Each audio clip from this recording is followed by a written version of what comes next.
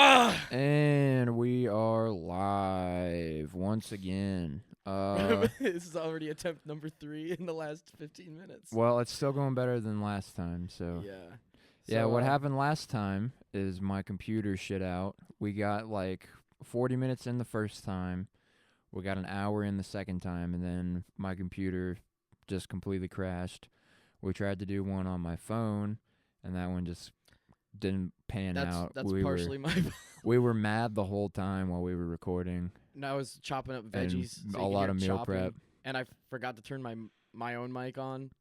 Yeah, it wouldn't have been like that bad if I remembered to in. leave the mic on, because at that point, when I finally realized it was off, we had to repeat the same. I mean, basically, the first 20 minutes of the first attempt was 20 minutes, and then the second time we crushed that 20 minutes into 10 minutes. We're like, here's what you missed because we lost the footage. Then the third time, we did it in 5 minutes, and then we redid it for a fourth time when I finally realized my mic was off, and we did it in like 2 minutes, and then I was like, and then none of us wanted to do it anymore. Now we're gonna do it a fifth time.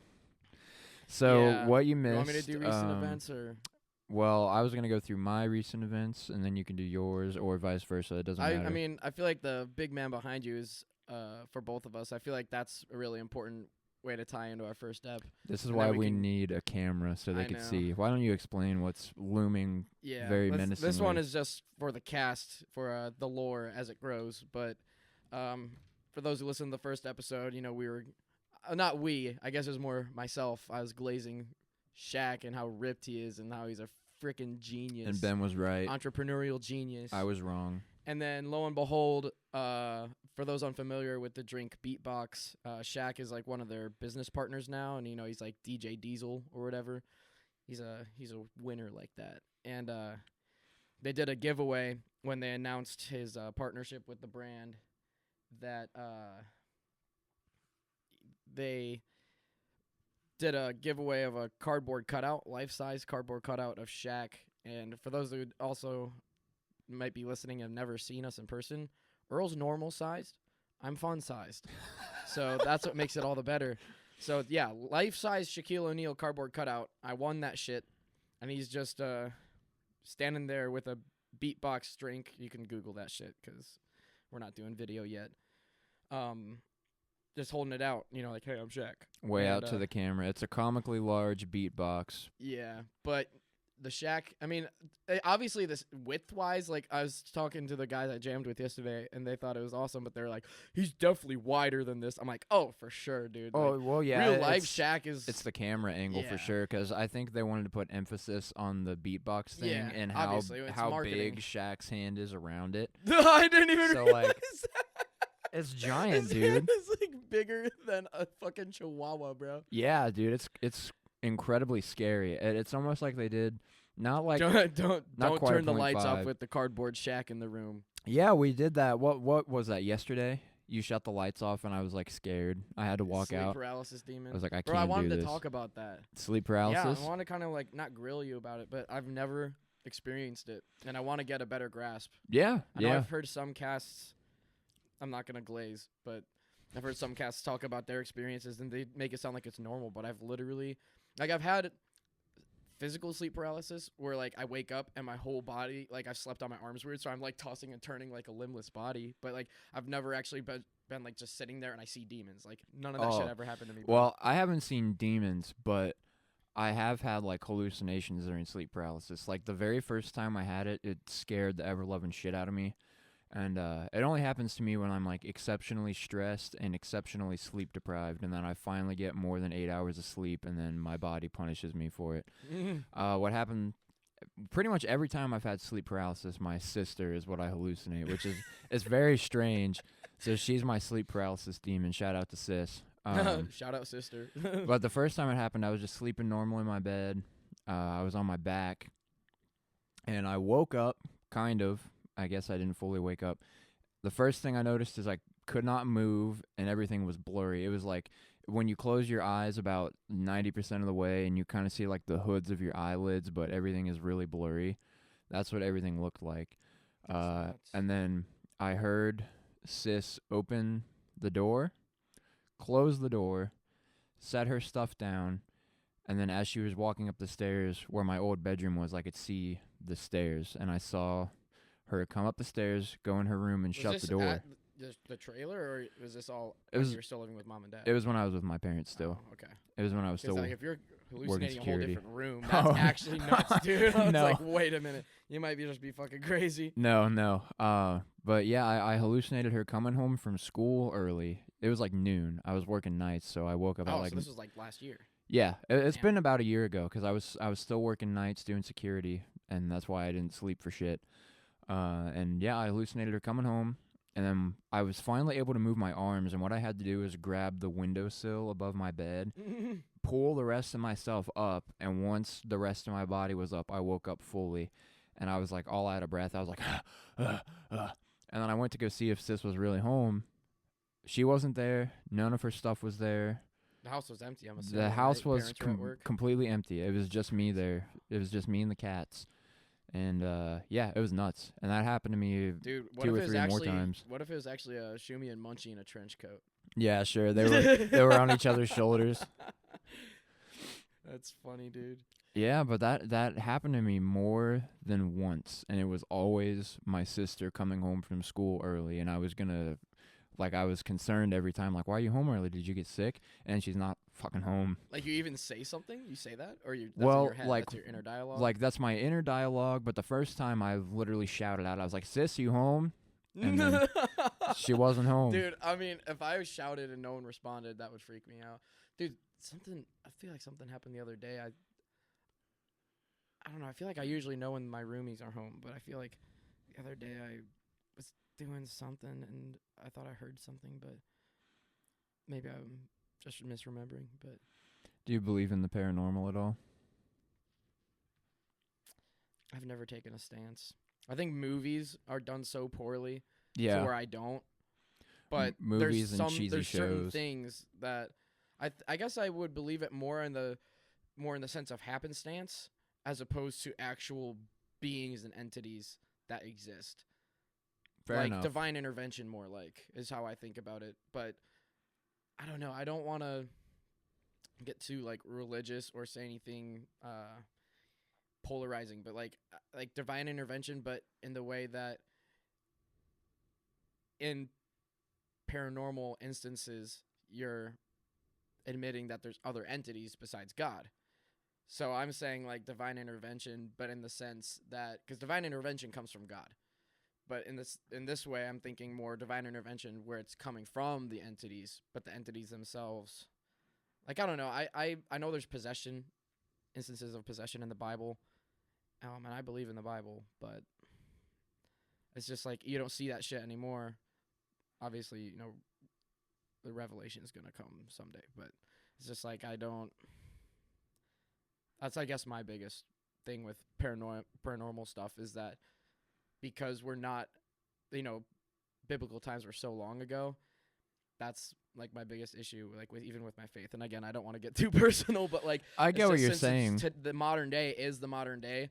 That's my biggest struggle. Is like, yeah, it's in the book, and I'm very much an evidence-based person, and I do believe like in the happening of Easter and everything, because there's just so much evidence. There's more evidence that supports it than denies it, but there's just so much shit that muddies the waters, I guess. I don't know. I don't want to get too into it and say something that I might not have the facts to back up, but I get what you mean though. Yeah. There's like so many different religions globally, and oftentimes like the big major ones like Christianity, Judaism, and Islam. yeah, a lot of them They say coincide. similar things, but then you have the other ones like Buddhism and Taoism and all the like Asian religions, and it makes you wonder like who's right, who's wrong, what are the facts, what can we reasonably believe? Yeah. You know, especially what really gets me about that kind of stuff is that every holy text was written by a person,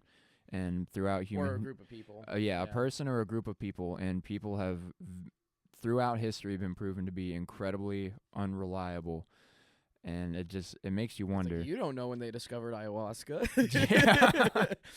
They That- wrote this oh. book in a week, and they were seeing shit. That makes me think of an interesting Just like theory. like the thing with angels, you know, like biblically accurate angels. It's like just a bunch of eyeballs. I'm like, no, dude. whoever came up with that was definitely tripping on something. They hadn't slept for a week, and then that shit came to them. Like, yeah, that makes me think, dude. I'm not a believer in like cherubs, but like, have you heard of the theory that when Moses spoke to God through the form of a burning bush, that it was a hallucinogenic bush that's found in that region of the world? I've not. That's a But theory. I'd actually, I'm not a big YouTube guy, but I could probably listen to an essay about that. That does sound. I don't good. think I saw it on YouTube. Was I it think I Reddit? saw it on Reddit. Yeah, Tracks. it's a. Don't want to say it's a popular theory, but it's a theory that definitely more than one person believes.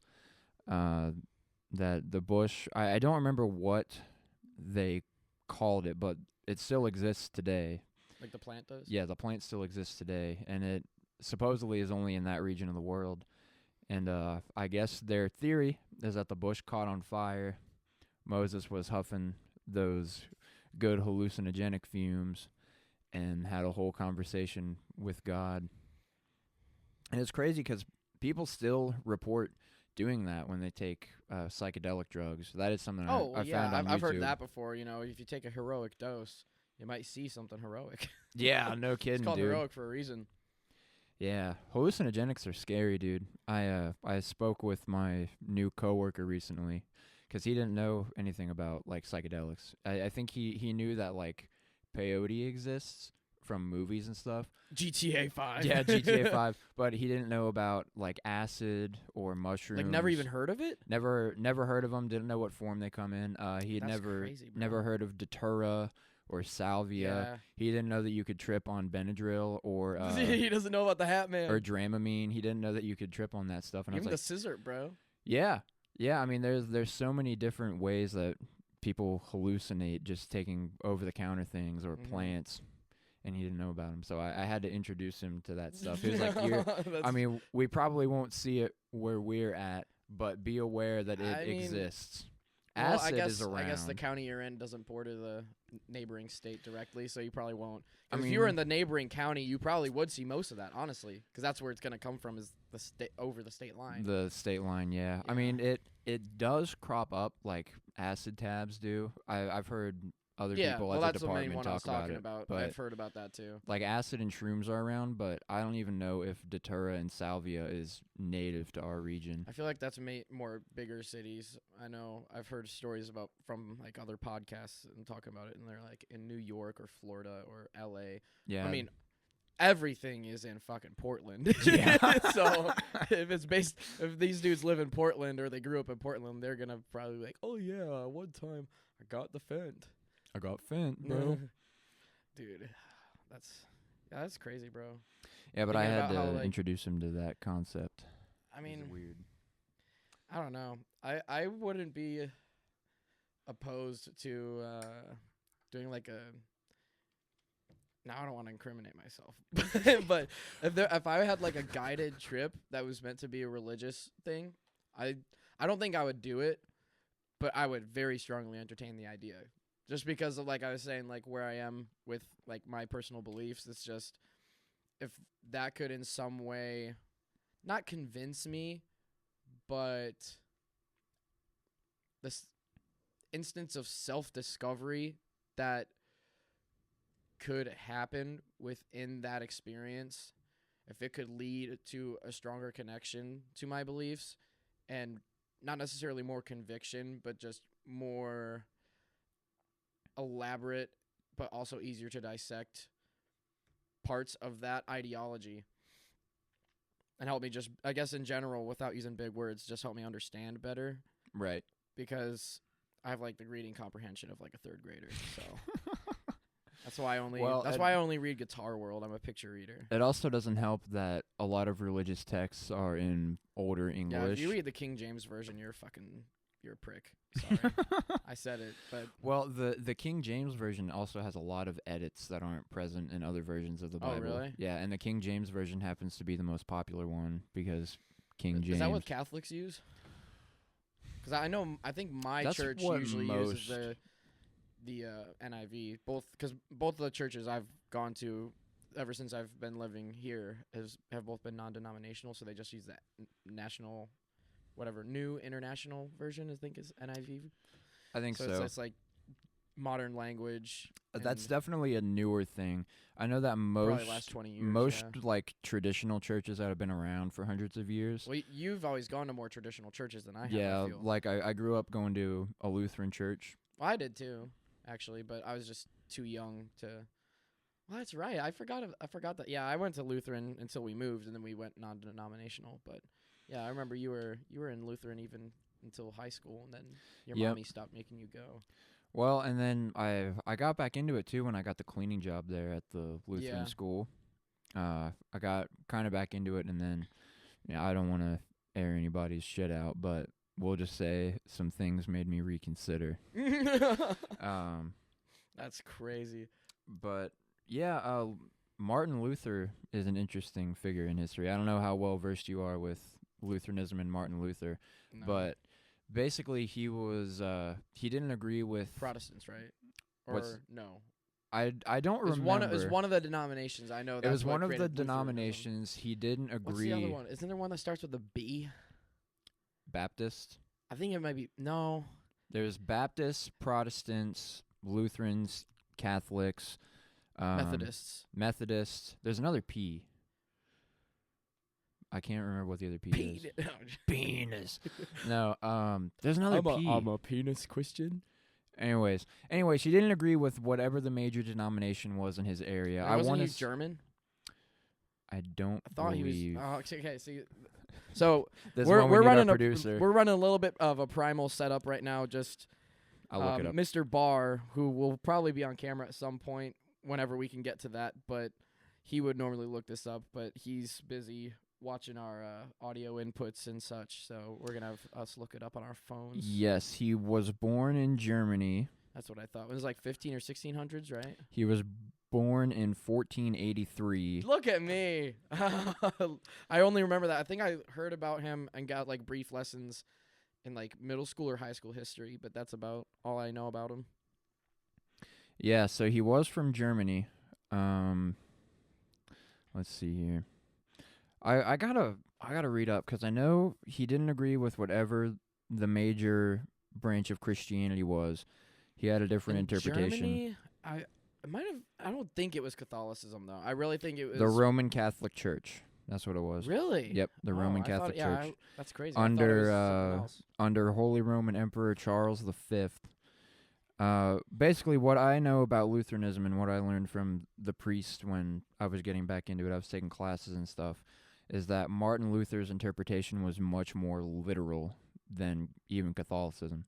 So he was saying, So like, when he says eye for an eye, he means it. he means it. That's crazy. Pretty much. I never knew that, but I mean, I was just a kid in Sunday school when I was in a Lutheran church. So I guess Yeah. when you're a kid, I mean, everything's radical now. But 20 years ago, I mean, not. Oh shit, dude, I'm getting old. But Old ass 20, man. I guess 20 to 15 years ago, I think it probably wasn't as. I'd be interested to see how if I were to go back home to my homeland, the cheese land, Wisconsin. I'd be interested to see what their Sunday school lessons are like. Yeah, I know what mine were like because me and my sister both went, and we were a little bit older, so we didn't do like the kids' Sunday school. Yeah, where you just color in a picture of Moses with like 5 sheep. Yeah, make your name out of macaroni on a cross. That's literally Sunday school brain rot, dude. No, but this was more of an educational experience. So it was after mass we would meet with. You had mass as a Lutheran? Yeah, like you attend church on Sunday. Oh, okay, so that's just what you call it. 'Cause Yeah. we would just call it church or Sunday service. Sunday mass or Sunday service. They're kind of interchangeable. Yeah, I never called it mass. I just thought that was interesting. Anyways, we would meet up, and it was much more of a school format where he would teach us. There was like a textbook, and the way he described Lutheranism to me is he said, "Is means is."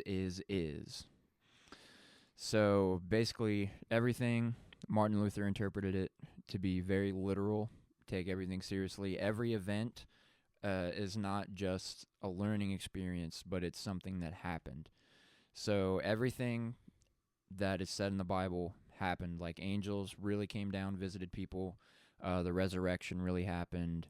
Basically, any event you can think of. It's not like old mythological texts where they're like, well, there weren't really like 20 different gods warring on the earth, but it's a learning experience. He means everything that's stated did happen. So like every he's event. saying before the Great Flood, like there's actual like giants and Yes. other races or species of human. Yes. Because like I know that everything in it. basically the flood just got rid of everything except for human beings, modern human beings. Right. That's crazy. Right. So everything I happened. could kind of get The behind that from garden, a lore standpoint. The Garden of Eden was real. Well, The I mean, I creation agree. happened. I believe in the Garden of Eden. That bitch, fucking Eve, bro. She screwed. She screwed us over. No. God damn it. I want the apple. I'm hungry. Well, where do you want to eat? Can we please consume the fruit? Can we go to the Forbidden Garden? Can we eat from the tree of knowledge, please? I'm so hungry. No. Adam, I skipped lunch. The tree of knowledge is just around the corner. Adam, please. I'm so hungry. God damn it, of all the places you could pick to eat. Dude, that's so funny. It's like, no, I don't want to eat there. It's like, or the classic, what are you hungry for? Oh, no, what are you hungry for? I don't know. You pick, honey. Well, I want what you want. And then he says, let's eat these pebbles on the ground. She's like, no, I want an apple. I want the fruit from the tree of knowledge, please. This snake told me it was really good on TikTok. I saw a serpent that crawled on his belly, and he told me that it was very good. That's good, bro.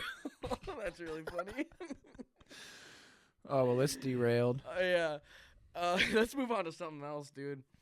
At least people haven't heard about my experience being tased.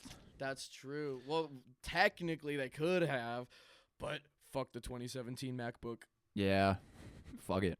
But yeah, I've been going through all this training. I'm becoming a law enforcement officer. I'm gonna be sheriff. I'm gonna be a sheriff's deputy, working the road. But right now I'm doing all my training. He's gonna be a gunslinger.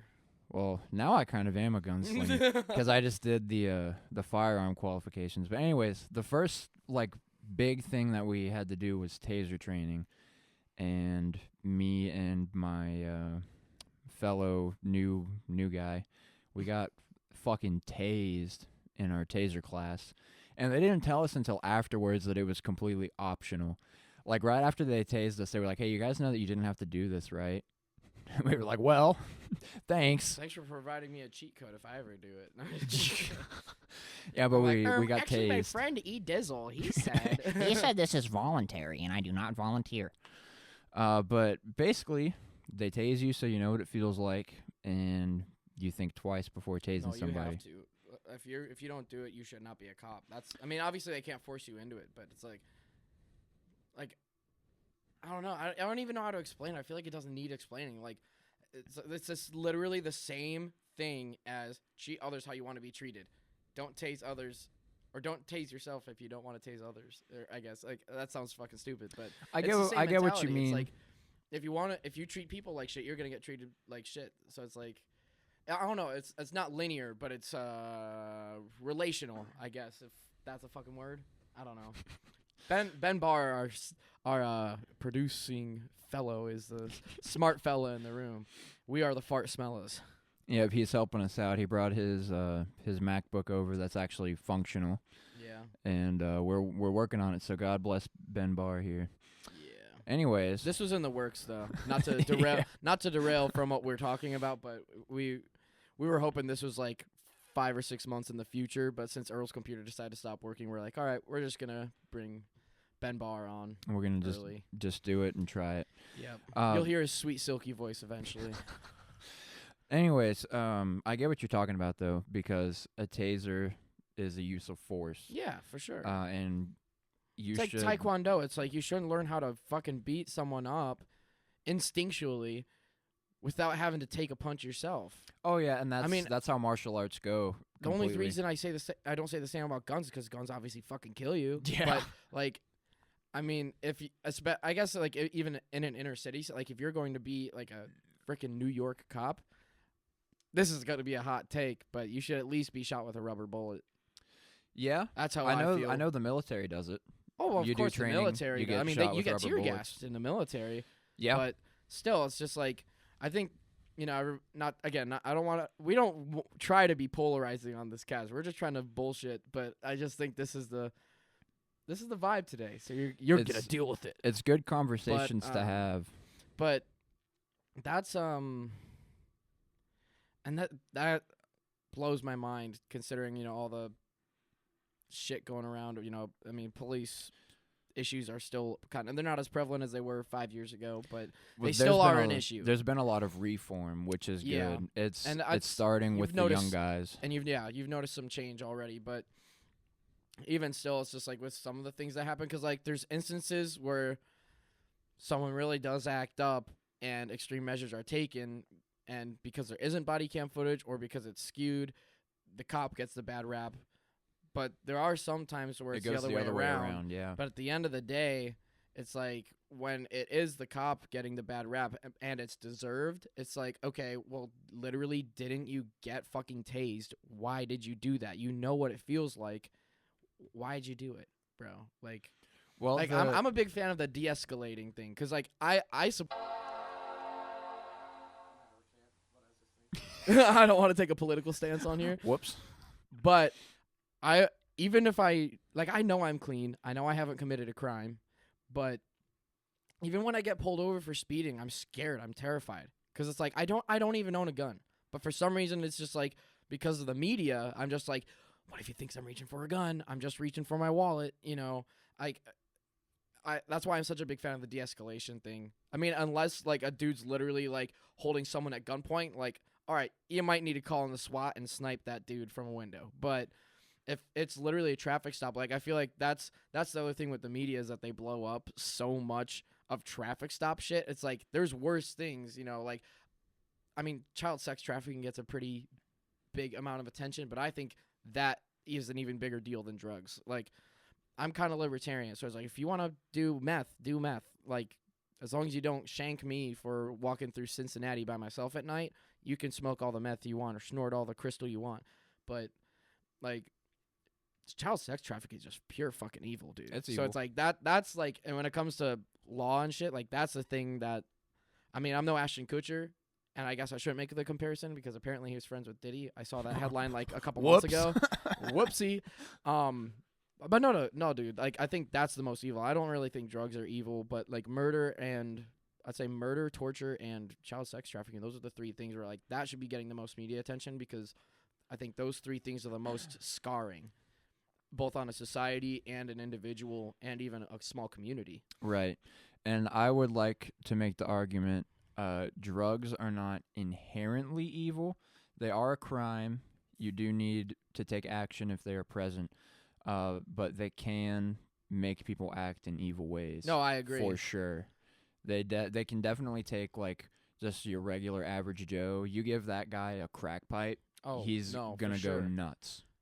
I mean, the other thing, too, I think about drugs is a fair amount of, I mean, it actually just makes a lot of sense. I don't even think I think it's obvious enough where I wouldn't have to say it, but a lot of the time drugs amplify a trauma, either a trauma or a memory or a sensation inside of you that has been being oppressed or suppressed, whatever the fucking word would be. But, like, the instance of Lane Staley, he had depression and he was using heroin and it just made it worse. But then you look at people like fucking Steve-O. I mean, Steve-O's done his fair share of shit. And I'm sure he's done everything. Yeah, and that dude's like, Hey guys, it's Steve-O, and today we're gonna shoot out of a cannon. And I'm it's just clean, by the way. yeah, it's just like, all right, so he's just cool like that. Like, he has good memories. He must have had a good life, or he's just a really good head on his shoulders where he can persevere through stuff. And that's why when he's gotten really into substances, it hasn't actually dragged him down in the sense that he's a detriment to society, per se. And I mean, I know I'm saying this about Steve-O, so just for the sake of the argument, for the sake of the point I'm trying to make here, it's just like, I don't even know if I can think of another person, like a different example. I feel like Steve-O's a bad example, But I don't you know, get what I'm saying, though, right? I get like, what you mean. there's certain, like, okay, Pink Floyd. Look at the guys from Pink Floyd, right? And if you listen to their music, I mean, those guys were tripping on all kinds of shit. It's very obvious. Yeah. But I mean, they created a lot of positivity in their vibrations. If I'm gonna get trippy Right. here, I get what you mean. but then you look, like I said, yeah. like with Lane Staley, it's just that made it worse. Or if you look at there's a I whole was gonna bunch of even say examples. Jesse from Breaking Bad, but we talked about Breaking Bad last time. I'm not gonna bring that shit up again because that's a rabbit hole. There's a lot of good examples. I mean, even if you just want to focus on the grunge thing, I mean, Chris Cornell, that dude was just a good person through and through, but he had his battles. Yeah, but I don't You think know? he was a drug user though. He wasn't shooting up, was he? Heroin, yep. Oh, he was. Yep. I know. Scott was. Yep. Scott, heroin took out Scott Weiland, by the way. That is heroin. Scott Weiland wasn't is it- my boy. That wasn't like a speedball like Lane, but there was both in his system. You right? know, I may be mistaken. I'm pretty sure that Scott Weiland was into speedballs too. I'm pretty sure that's what killed Scott was a speedball as well. That's what I was thinking. But yeah, I think I see remember what seeing you that mean. there's cocaine. I remember he was found dead on the tour bus, and that was 2015, right? 2015. Then, what's his name? Chris was 2017. Yeah, and then Chester Bennington too. I don't know if Dude, he was found with any speaking of- drugs in his system, but No, yeah, I think he was just depressed, dude. I don't think he had anything. I never knew him as a drug user.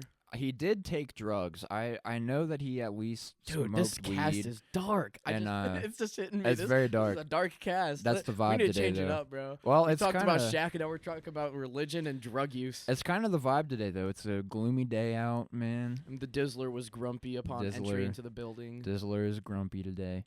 I fixed but that. yeah, Not gonna tell you how.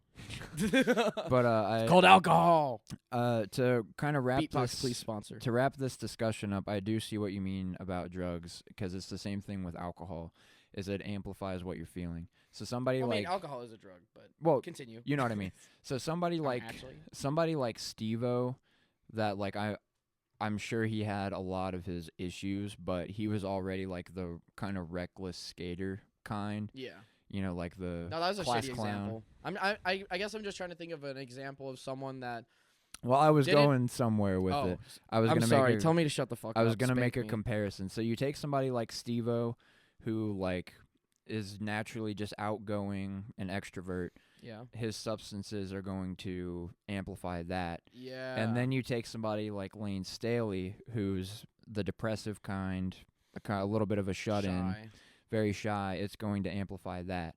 So Even Eddie Van it Halen. just, yeah. Yeah, he was a shy guy, and then well, I don't know though, because if you look at Eddie, that's a hot take. I don't know if I'm ready to make on a cast. If we talk about Wolfgang, that could be a hot take. I heard but, your hot take yesterday, so I know it already. Yeah, but no, I mean Eddie was always a shy guy too, but for him it was I think alcohol and coke. And if you watch like clips, have you seen clips of the 2004 tour with Sammy Hagar? You showed me a Because he few. was just hopping all over. Like, he was acting like an extrovert, I guess, in non-student of psychology. I would say he was acting like an extrovert. You know, he's jumping around. He's playing shit wrong because he was high off his ass. But I think it was mostly booze. I do know that. But, that's just interesting. I mean, I guess, I don't know. I mean, I know alcohol is technically a drug. I think that's the other thing, too. Is that I think certain drugs are different. Like if you Right. smoke marijuana, That's like, why they're in like different when classes. people are always like marijuana makes people violent. Like I'm not a believer in that. If someone is committing acts of violence and has marijuana in their system, there had to have been something laced in the flower, dude. Oh, There has to be. that, or they were already predisposed to violent behavior. Well, that yeah, but like I can't imagine that. Just the people that use that I've been around, it's like I cannot imagine this dude actually committing any harm. Like. They're going to hurt themselves by tripping over their own feet before they smack someone and inflict bodily harm to someone else. Like Right. It's a behavior that you have to be predisposed to for the most part. No, and that then makes sense. that'll draw it out of you, cuz what most substances do is they take away your inhibition. Yeah. Alcohol does it, marijuana does it, fucking any stimulant. Anything hard, yeah, anything any harder is stimulant definitely gonna be does gone 0.5 seconds after you're done with it. Oh yeah. Yeah. So then your natural impulses that you can naturally suppress, they just come out and you can't suppress them anymore. So then that's where you get like violent offenders, is because they're already kind of predisposed to that behavior. And if those feelings continue to compound even without the use of substances, it would come out eventually. At least that's the way I feel about it. Yeah. Oh, that makes sense. That's the way I feel about it. Anyways, Oh my god, dude! I can't believe how this is only the in terms of lore. This is like episode 7, but like in terms of what's on the internet, this is only the second episode. I feel like we gotta talk about something happy. I think our listeners will enjoy it, though. No, I think I haven't had a philosophical kind of discussion like this in a minute, though. I've enjoyed this conversation. I agree. I don't get to have many philosophical discussions. Yeah, you're just like, Babe, anymore. do the dishes. Baby, I'm sorry I've been away at training. and then my mom's like, practice? Are we practicing this Saturday? You guys have a gig next week. That's pretty Dude, much what my that's life another- boils down to now. Dude, you know what I've realized, too, is that last episode, I don't think we talked about the band at all. My mom was I don't asking. remember. For those that don't know, my mommy, she manages the band that connects. Well, okay, so that's the thing. She asked me, she was like, is the podcast, like, part of the band? Like, is it connected? And I was like, Yes, but no. yeah, No, but yes. that's kind of what I said. I was like, well, I mean, it's called the Piss Soaked Podcast, and Piss Soaked Paper Towel is the Lacey Lane song, but yeah, Lacey Lane. That's us. But I was like, I don't even remember what I said, but I pretty much just said yes, but no. Like, we're affiliated in the sense that Piss Soaked Podcast has good alliteration, and it's funny, and It's it's derived two members from of the our band song. and such, but at the end of the day, it's like we're not just sitting here talking about music. Yeah, we don't sit here all day and talk about. We talk our about drugs and Shaquille O'Neal. Yeah, it's not completely music focused, although I am We totally did talk about quite a bit of music on the first step, though. I know we Yeah. talked about singers and like right. their vocal ranges. That was I actually did like that part of the conversation. That was a good part. Right. That was- Right. Hey Ben, where are we at time wise? I almost have to take a pee break. I was but like, I don't want dude, you to. read my mind. I gotta pee so bad. All right, yeah, let's take Well, a quick we pee can break. we can put claps here and then we'll know. Or can you pause the recording? No, don't pause it. I don't want to fuck anything up. We'll just edit it out. And we're back. My bladder is empty. So is mine. We went potty, took a potty break. Now we're back. Hopefully, I want a soundboard. soundboard. Yeah, I think it would have been really funny if after we talked about emptying our bladders, we went, "Yay!" Fuck, Oh, dude, what are we gonna shit. talk about? I don't want to talk about drugs anymore. I got too serious. I was almost gonna get sad. Well, do you want to catch people up on your recent events? We never. Oh, we did talk about Shaq. I don't really. I mean, I could talk about the lady, but I don't. I mean, I haven't met her in person yet, so I'd rather keep that private. So. Fair enough. I don't know if she would appreciate you going on the cast like, yo, I got a bitch now. I wouldn't say that. No, she seems sweet, but that's all I can reveal for now. She does seem nice. Yes, indeed. I can talk about my jam sesh last night. Yeah, talk about the Okay. jam. So, this I guess I don't think. Again, the girl I'm talking to, I don't think she has an issue with it. But you know, like some girls.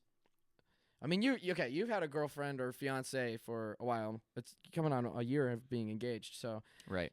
I don't know if you see this, but I know you're on socials, so you've probably seen some like TikToks or Snap stories. But a lot of chicks, you know, will say like, If he's 25 and has Snapchat, that's a red flag.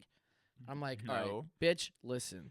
That's like the main In this form of situation, I communication. don't want to use that word necessarily, but listen to me. I have made so many friends through Snapchat that I don't know if I'll ever delete it unless Snapchat, the company itself, does something that's absolutely unbelievable. But I don't really foresee that happening. But to put it into perspective, I probably would have met my boy Earl, my podcast partner. I would have Yo, met yo. him somehow anyway, probably. Divine most likely. intervention. Yeah, that's what I'm saying, bro. The demons brought us together. That's right. But no, I have a buddy. I don't know if we'll have him as a guest, but I won't disclose his name and location. The killer? the killer. We'll The call him the killer. killer because he is a stone cold killer. For the record, he doesn't really kill people. Well, I don't know. He might given Oh, dude, given okay, his you wanna hear profession. something funny, dude? He's What's actually up? a little guy like me. I kind of got the vibe from looking at him. He I seems didn't like think a so in his shorter videos. I thought he was king. like a normal sized guy, but no, he's 5'7". We were eating dinner together last night. Anyway, let me lay the groundwork. So I've had this guy. I originally thought I've I've had Killa on Snap for like 3 years, and we chat every once in a while. And I have on Snapchat I have a custom story where it's like those community stories where anyone can add to it, and it's just called For the Musically Inclined. So like if someone wants to post a video of demos they're working on or promote their gig. Not that it's anything big. I have like maybe 30 people on it. It doesn't always get a lot of views, but I came up with it a while ago, and I was just like, it's nothing crazy. I think I was just bored, and I was in college and thought I was cool making it. I got in trouble on that story once on the bus with somebody because I heard somebody talking on the school bus when I was in school, and they were like, I think Bohemian Rhapsody came out in the late 90s. And then I posted about it on that story, and then I didn't know that they were on that story, and they were like, hey, man, you got a fucking problem? And I was like, don't be a fucking idiot, dude. You think Bohemian Rhapsody came out in the 90s, you're a fucking idiot, bro. I almost said a bad word. That's how angry that just made me. Yeah. Fucking idiot. I got mad about it, You too. fucking idiot. That's why bro. I posted on that story. Oh, dude, that's making me mad. I'm about to start tweaking. I'm not even joking.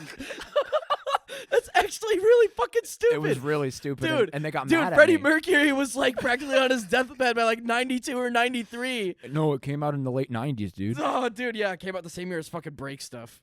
Yeah. All right, what was I talking about? The Killer? killer. Yeah, so I guess I've really had him on Snap for about 5 years, which is crazy. That it's shit like this that, and I know our he's gonna give me a look, but our producer Ben Barr is reaching a certain age that's older than me, and I'm older than Earl. We're not gonna disclose anything, but whenever I say I feel old, he always just gives me a glare, and I think it's funny. But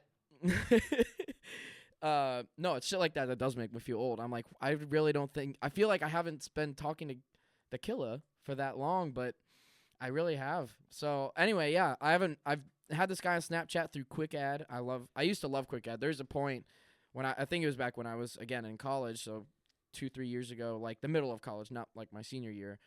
But yeah, 2-3 years ago, 2022, 2021, where I would just go through my Quick Ad and just add. And he was one of the people that I met, and he lives like an hour north in Ohio. And he went to the military, he got married, and went to Hawaii, where that's where he was stationed, and now he's back in the States. He did his 4 years. That's when it really, like, I was like, what? When he said, yeah, when he said, I did my 4 years, I'm like, really? I was like, I feel like I've only known you for like 2 years, bro. And he's like, no, dude, we've been talking for a while.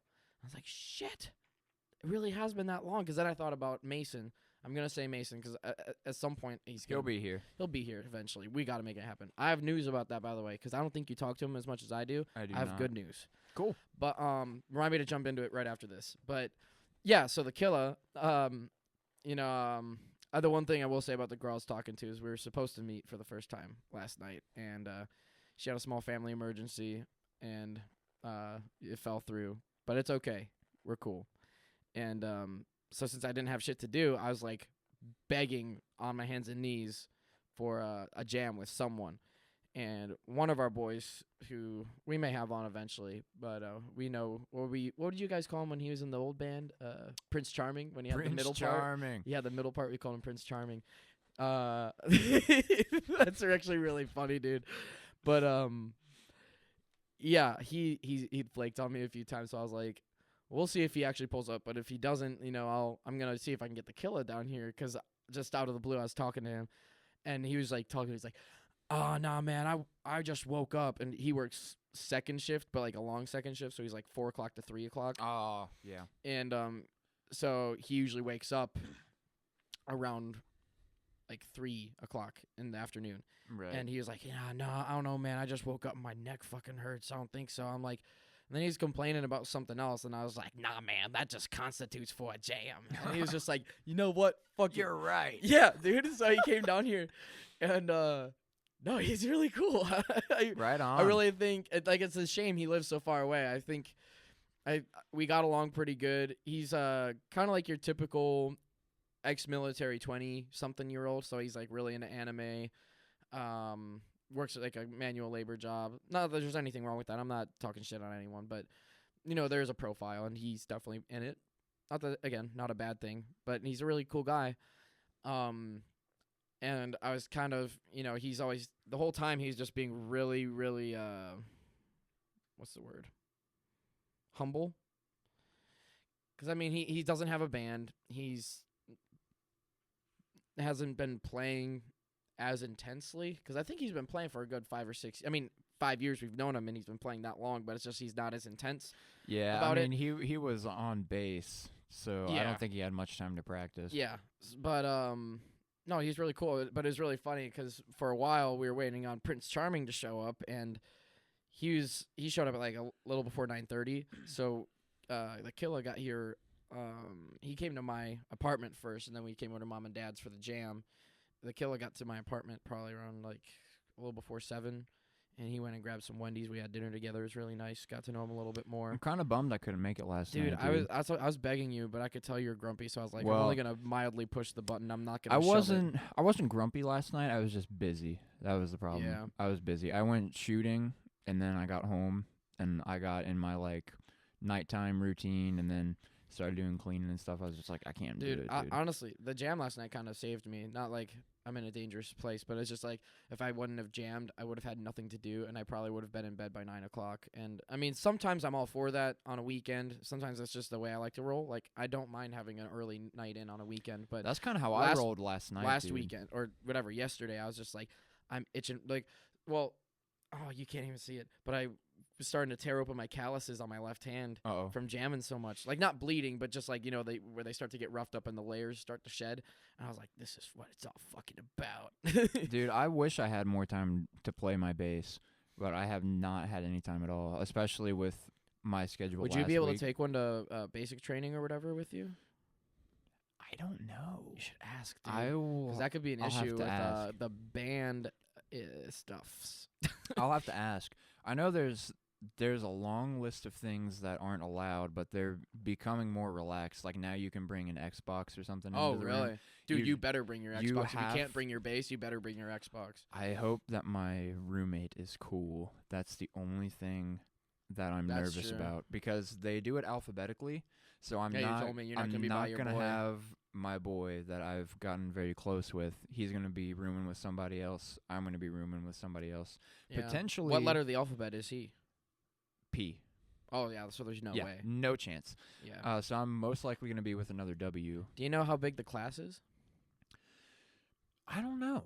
I think Like, is it going to be 200, 800, 50? Like, I'm just not- trying to, because it's I'm not as big sure. as, well, you want to think it's not as big as the military, but if it's for the whole state of Indiana, you got to think it might actually be that big. Well, they also do multiple classes a year. Like the Well, yeah, but the so does the reason- military. The reason I didn't get in this most recent Or I guess one, the armed forces, if we're casting the wide net. But yeah. the reason I didn't get into the most recent one was because enrollment was full. My guess would be at least 100, if not more. I could be overestimating. I could be underestimating. Mm-hmm. But regardless, I know I'm not gonna have my boy in the room with me, Yeah. and that's gonna be weird. I just hope that they're cool Mm-hmm. because there's standards that you have to meet. You know, you could be stuck with an Urkel. U and W are close together. Urkel. But yeah, you have to make your bed all military style. You have to keep your room really clean and neat. Like if you bring your console, you have to hide the cords. When you're done. Okay, low key though, that's a hidden bonus right there. Being forced to learn cable management. Yeah, you have to learn cable management, and you have to like line your controllers up. Like I was talking to somebody else at the department, and they said that they had a PlayStation in their room, Yeah. and so that they didn't get in trouble, they would line all the controllers up to be like perfectly in line, just so that God, it dude. looks neat and You're orderly. not even going to school for cops. You're gonna be an esthetician. Like, Bro, my trailer is so aesthetic. It's probably gonna happen when I get back, cause I'll be like, honey, we have to make the bed perfect. she every won't day. even see the beautiful silver lining that is, dude. I might have to put a ring on your finger. We'll get bro married, like one of those fake marriages where the bros Marriage get married. fraud. Yeah, that thing. Marriage fraud. Marriage fraud. Ferda. For the boys. But anyway, back to the killer. Back to the killer. Yeah, so he came down here. We had dinner. He got Wendy's. He's a goofball. He kind of reminds me of a certain train, if you know what I mean. That's also military, but not controversial. He's cool. A train. It's part of the name, my guy. You connecting the dots? I'll get it eventually. Ah, I see now. In terms of interest. Okay. Good thing we don't have video for that. Yeah. That dude's a little controversial. I don't want to. I feel like saying train was even too much, but I don't know. we won't talk about it anymore. But in terms of interest, like I said, he's like an anime guy. He was wearing an Akatsuki Naruto hoodie, which I mean, I'm not an anime guy, but like Naruto, the big hits are the ones I usually do get behind, like that and Full Metal Alchemist. Those two, I've never watched them all the way through, but if I was going to, those would be the ones. But that's beside the point. Yeah, he came down here. We had dinner, and then we came over to jam, and he actually sat on Kit first. And so here's the thing: I keep forgetting that I don't have we have that shitty kick pedal. It's really bad. And I don't have sticks here. Oh. So this happened with producer Bar the last weekend, and when we wanted to jam, we didn't have sticks, so we used wooden salad spoons. Oh shit! I mean, it's an electric drum kit. That probably worked on the E-kit. It works to an extent. It's hard to hit hard because the spoons are way lighter than a stick. Right. But it works. So anyway, though, the killer, he wasn't. I mean, he wasn't you. You know, me and you, like we're like the Avatar, like dragon. We're locked in, even though I'm. It's like I'm we a have mediocre drummer. We have like the hair tentacles that like intertwine. That's Yeah, how bro, they like- have Avatar sex. Yeah, bro. We have Avatar sex when we jam. We plug into each Dude, other. you know, I was thinking about uploading one of our jams to if I could upload it technically as a podcast, I was thinking about doing that. I thought that would be kind of funny, but it could be cool because those ones we did a few weeks ago, remember? I sent them all to you. I still listen to those. They're good. They're really fucking good. They're Like, dude, really like good. maybe a beer at lunch with some wings is the formula. That's our ticket. That's the formula. We need to do that every Saturday before practice. That's our ticket, dude. But no, he held up his own. We had a few decent jams. I mean, nothing like me and you where we go 20 minutes straight. There's probably a few like 4 to 7 minute jams, but no, it was pretty good. And then we were just chilling a little bit. I showed him a bunch of new music. He never heard He never heard any of my Glaze receivers. He never heard Mammoth, 311. He did know Primus. When he got to my apartment, I was wearing my yellow Primus shirt from when I saw them back in July last year, and he was like, "Oh, you wearing the Primus shirt, bro?" And I was like, "Yeah." I was like, "Okay, name one song besides John the Fisherman." No, I didn't actually say that, but I thought it would have been funny. I'm like, you fucking poser. You poser. Oh, you fucking bitch. You Do you know pissing me anyone that's off. actually named Mud, you piece of shit?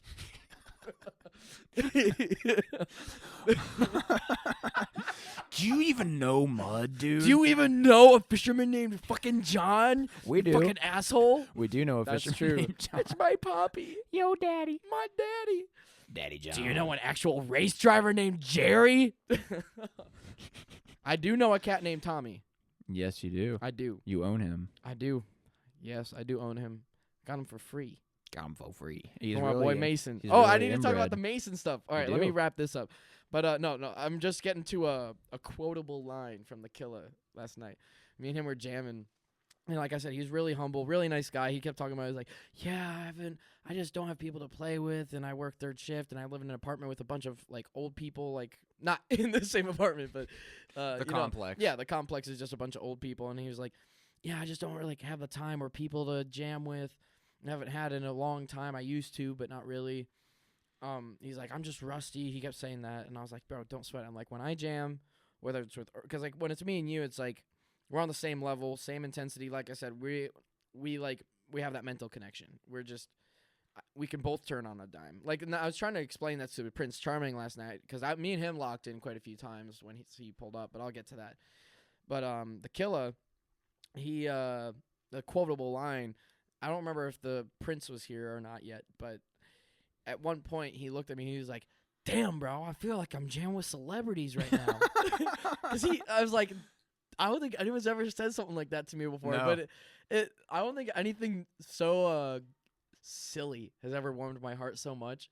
I was like, that made me feel, Because like we play gigs and we play shows. We play these long 4-hour shows. Because I mean, I think we both agree. Like we tend to, even though they're more tasking and take up more of our time, we do like we're the long game band. They're fun, man. We're the only 20-year-olds band in the area where we're playing 4 hours. I mean, our boy, Ethan, I'll drop his name. Ethan, he plays like 2-hour shows. There's other people that play long-ish shows. But as a whole band, I mean, there's just not a lot of 20-year-old bands in our area that are playing shows that long that, the 40 to 50, 60-year-old cover bands are playing. And I think that's kind of what sets us apart. And so it's just when you're in that scene instead of your local scene where everybody's constantly innovating, it's like we're incubating in our own area, whereas they are all influencing each other. We have to influence ourselves sometimes, right. I feel. And so just having that seclusion and then hearing him say that, it meant a lot. Like, I don't want to cry. I don't know if you just heard me choke up just for like a millisecond right there. I heard it a little bit. It felt really good hearing that. I was like, you know how I don't like always take sappy shit very well, so I'm just like, yeah, bro. Shut up. No, I was like, hell yeah. No, I was like, anyway, but no. So then Prince Charming showed up around 9:30. I actually guessed his time on the dot. Not that matters, but I was just like, hey, Killa, you think he's gonna be here in 1 minute or 3 minutes? And I'm like, I'm saying 3, and I was right on the dot. There you go. I'm sorry. Don't even listen to that. Skip the next 30 seconds. Skip. Well, I guess it's too late now. I should have said that before. But no, the Prince showed up. We had some good jams. He keeps talking about this punk band he started, but I didn't ask any questions, but I need to because I'm intrigued. Yeah, that'd be We could have our own Seattle grunge scene movement going on. Because, I mean, I don't want to take credit for shit, and I don't want to sound like a pretentious asshole, but it's like I feel like in terms of local punk and alternative music, again, we're the only guys doing that. I mean, the only thing that's close to us and the music we play that's like 90s and 2000s grunge and pop punk, it's going to be 650. And those guys are 20 years older than us. But they're great. No discredit. They're amazing. We love them. They're amazing. Their lead singer does really good guitar work. He set up a few guitars for me. But Right. And we may be recording with him also in the eventually, future. yes. But, no, bottom line, it just felt really good to hear Cam say that. But anyway, the Prince showed up, and me and him locked in. I was trying to explain to him, the locking in thing. I was like, I was trying not to glaze him, but I was kind of telling him, I was like, me and Earl, like, we're intertwined, bro. And I was like, for me and the Prince, it was more me spinning on his dime. That sounds like an innuendo. But he was throwing the dime, and I was spinning on it. Yo. But no, like he would change up stuff, and then I feel like it is that way with us, but also sometimes I will play the same riff, but then I will move in a certain way, and you pick up on how my body reacts to the riff, and then you'll change into the halftime. We read each other's body language. You'll go into triplets or something like that. Like that's what I'm saying. Like me and you, it's give and take. For the Prince, he was giving a lot, and I was taking exactly what he was giving. So, like I said, him and I did lock in a lot. But it works. I know I have Dean Baby Z guitar. You can Google that. We're not gonna. Since we're not doing video, it looks neat. It's basically kind of like Dean's version of like an Gibson Explorer kind of shape, but it's a baby size because I'm a little guy. If I use a full size Explorer, that would be so uncomfortable. That would be huge on you. Yeah, but I showed that to the Killa, and he was like, "Dude, that guitar's so cool. Can I try it?" So I let him try it. So he was on guitar for a bit using that, and I hopped on bass. And I told you earlier, we did like a 7 or 8 minute jam, and for at least half of it, I was just playing. Because, again, like I don't want to shit on the fella, but like he said, he was rusty. And so most of when he was on guitar, especially, basically anything he was playing was an E, which is fine. Who doesn't love the key of E if they're on a stringed instrument? It's the lowest note you can hit on a standard tuned besides guitar. like the harp, if you're on a guitar or bass, I guess I'll say that. If you're in the key of E or E flat, it's the best. That's the heaviest you can get on like a standard tuned instrument. Yeah. Is E minor. Yep. That's as heavy as it gets. Yeah, we did jam on the Killer riff. I Oh, the I classic. told him I was like, dude, sometimes we play this at our gigs, right? And he's like, no way, dude, do you really? I'm like, The killer yeah. riff, I think bro. one time we gave him a shout out at a gig, didn't we? We did, yeah. But no, he really wants to come see us. I'm trying to get him to come down one of our June shows. I think we have a June show that's here. He'll probably have to either the end of May or the beginning of June. We have 2 shows that are pretty close to. I think they're in the Lawrenceburg area. So I told him like you should try and come down for those because it'd be like an hour 20, hour and a half drive for him, but it would be worth it more so than going down to the one we have next week, and that's like 2.5 or 2 hours for him. But no, I mean it was a good jam though. We had a good time. And then we went back to the apartment, had a few more drinks, and, the Prince has a crazy tolerance, so he's like, I'm ready to leave, and then the Killer wasn't really drinking much, so he's like, yeah, I gotta go too. So they left me while we were watching Dexter, and I was sad. I was lonely. What a sad end. Yeah, I was about to turn into Dexter myself. Oh, shit. I'm just kidding. But no, it was a good night. I was really bummed that you couldn't make it, but I was like, I know how stressful like your workload's been, so I was like, I'm not gonna push his buttons. Like, I'll be annoying, but I'm not gonna try and actively piss you off. I did want to. And I was also about buzzed, so that's why I was being annoying too. I was like, bro, come on. I didn't think you were being that annoying, but I wasn't on my phone much. Something that I wanted to talk about is I don't know. It's a little personal, but I don't mind talking about personal stuff. I've been having a hard time with all the training, balancing work and life. So I'll be gone at training 5 days a week. The weekend rolls around, and I still have obligations to fulfill with the band and everything. And it's hard to make time for friends and my fiance in that mix. I'm just finding it to be difficult, and I need to find my groove. Because right now it's hard because I only get 2 days a week, which is normal. But oh yeah, but you're used to working like I'm different. I mean, up until you were about to finish at the old job, you were working like a rotation. So you Yeah, had, like, I was 3 or 4 days off. I was used to having every other week I would have 5 days off. Yeah, That's what I got used to. So 5 days off in a week, that's plenty of time to, I'll hang out with such and such one day, such and such another day. This day will be my personal day, yada, yada, yada. I don't know. Well, I'm you having a also hard time. you were not living with the shoddy the whole time. So Right. before you were living with her, it was different too. You just dedicate a day to her. But now it's like, now you live with her and you see her less, and it's just tough. Yeah, shit. it's difficult. How long have you been living in the trailer now? It's Almost- September, right? almost a Or year. August. It was early August when we got moved in. That's right. Yeah. But it's been tough because now I have the obligation of taking care of a home. I have a woman at home that I got to take care of and tend to. And I have friends that I really, really love and I want to make time for. I have a band that I want to make time for. Now we have the podcast that I want to make time for. And doing all of that when I have, 10-hour plus days throughout the week.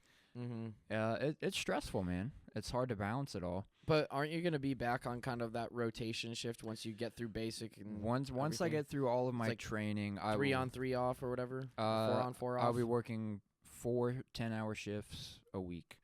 Will it be And Monday, Thursday, or will it be I'll- 4 on 4 off?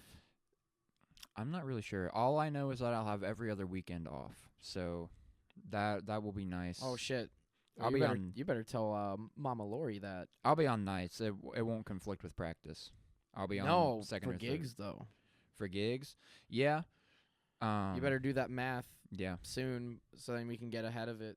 Not that we need to talk about business dealings on the podcast, but Yeah, that is a good point. I know that I brought that up at one of our recent meetings. I don't think you brought up but- that as every other week though. I just I thought did. you said you were on night shift. Yeah, I don't. I've- Sometimes I don't lock into those. I get. I know I've TO'd brought a it little up. easily sometimes in those meetings. I've brought it up more than once, but it's definitely something worth reiterating because there could potentially be conflict. Speak of it before you leave, sir. I will. Anyways, yeah, I've just been having a hard time balancing everything out. There's Yeah. definitely friendships that are not as close anymore as I would like them to be just because I'm so fucking busy all the time. Dude, you know what the harsh rip on that is though? Is that like sometimes that's just growing up. Like True. there's not that I've had to go through the same. I don't know how to explain it without making myself sound like a bitch, but I don't want to bitchify myself. But there's some friendships. I guess most of them are high school. So I have a few high school friendships. They'll both be guests at some point. I'll name drop Alex. I'm going to be his best man at his wedding in about a month. There which you go. is wicked. I'm looking forward to that. I'm a little bummed because I started talking to this girl like a week after I gave my RSVP, and I would totally bring her as my +1, but it'll be okay. If I feel obligated to tell her, and it's like that's one thing that's like really, really deep back in my brain. I don't think this is my first time thinking about it, and like I've been talking to her for 2 weeks, so this is my first time thinking about it in about a week. I probably thought about it sometime last week, but it's just the way it is. Time is time. It's not always going to be in your favor, but Right. yeah, Alex, and then Mitchell. And speaking of which, did I tell you Mitchell's moving back to Batesville? You did. My Yeah. boy, not to speak hurtful words on the boy, but he's going through a tough time. Just like his job just fucking sucks, and I don't know, dude. If I'm being totally real, he gets bullied sometimes, and he's really funny, and he definitely dishes it back, but he's just gonna need a little helping hand from his parents. And everybody goes, not everybody, but a lot of people go through that in their 20s. You know, that's not uncommon. So he's gonna be moving back to Batesville, live with his parents, and get a job so he can save up some money and get his shit together. And I don't know if I told you this, but I want to have him on quite a lot. We'll have to give him a buzzword sheet. Probably our boy Mitchell is a little crazy. Don't say this. Don't say Yeah. this. Avoid this topic. Yeah. Yada yada yada. But no, I'm really hoping we'll have video by the time Mitchell gets here. Oh, so they can see how fucking giant he is. He's a big guy. You said it, dude. He's literally our white Shaq. Yeah. Except he has no athletic ability. Instead of just slinging slices of pizza. But no, that's the funny thing. Me and Mitchell, we go back so long. I think Mitchell is my oldest friend. I've known him for about half my life now, and he is a big dude. He's like 6'5", really big guy, really funny. And so whenever we're hanging out, he's always making short jokes and bald jokes, and I'm always making fat jokes and depressed jokes. I don't, God. That's so mean to say on a podcast. I think our listeners will know, though. The podcast audience is the type to have a friend group exactly like ours is. Most of it is our friend group. But no, dude, Mitchell will be a very good guest. I'm looking forward to having him on multiple times. I don't even know what were we talking about. Oh, Troubles. friendships and like growing up. Friendships, growing up, troubles. Yeah, so there was one friend that moved from a neighboring area to Batesville. Oh, whoops. Bing. Maybe I think since Ben's gonna probably edit this, maybe he can bleep that out. Can you put a edit- beep? Yeah, put like a fax noise like that.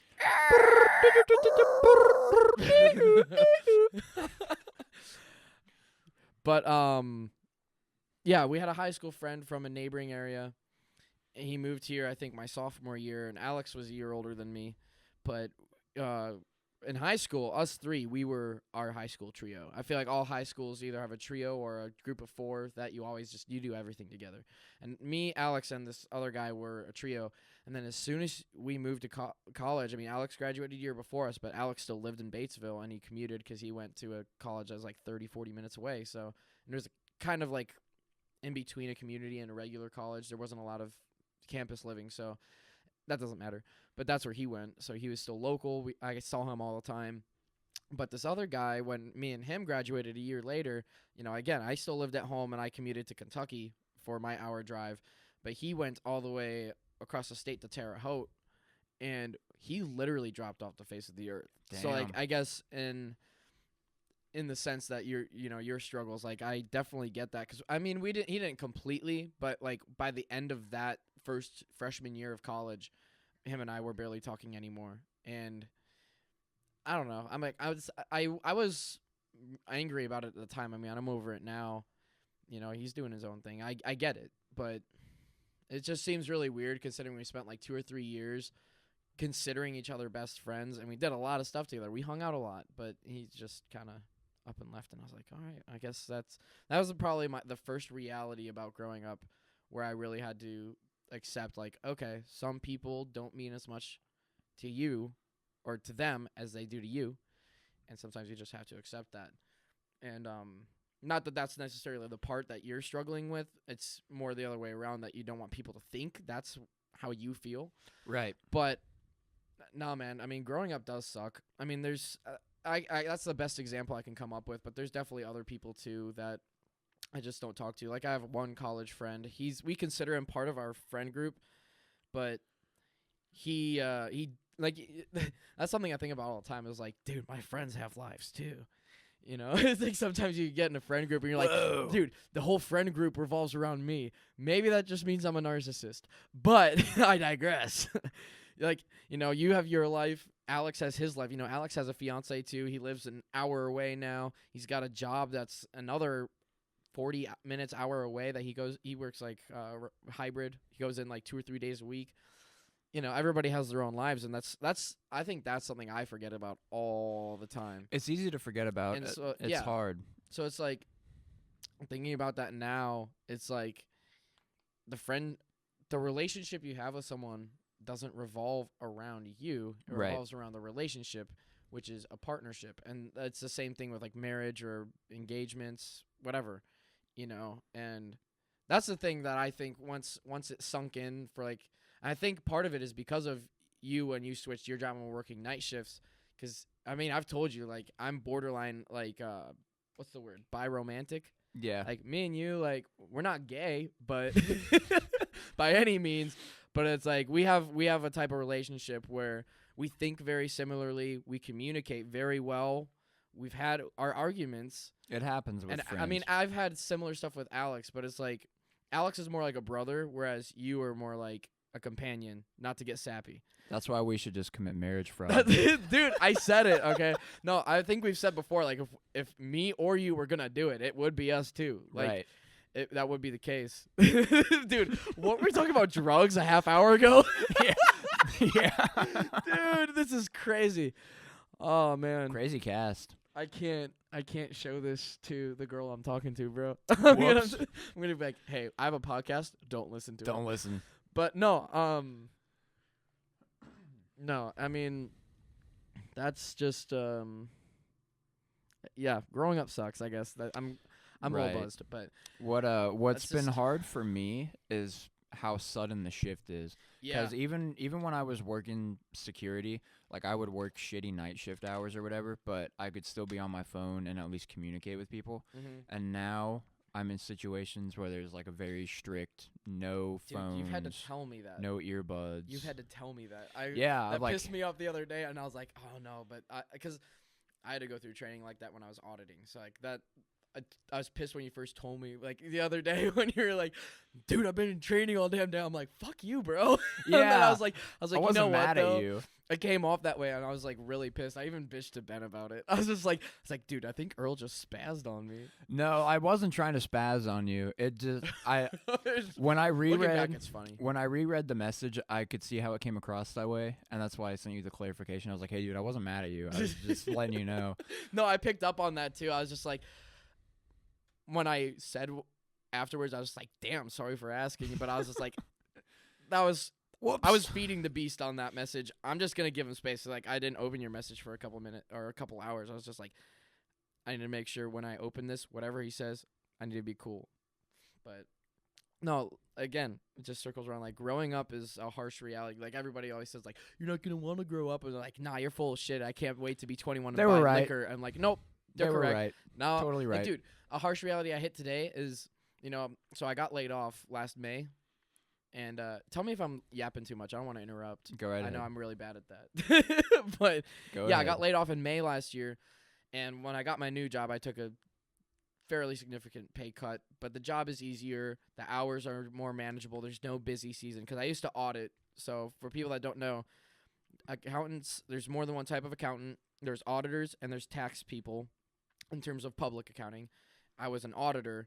So auditing busy season starts about 3 or so weeks before the tax busy season and then ends mirrors the ending. So we our auditing busy season ends around the end of March. At least at the firm I was at. If you're at a big 4 firm, one of the really big ones, it's gonna be a longer busy season. You're gonna work crazy hours and probably be suicidal. But anyway, God, dude, I keep losing my train of thought. That's okay. I do too. It's the beatbox. But I'll find it. Anyway, yeah, I guess I was talking about a harsh reality of growing up.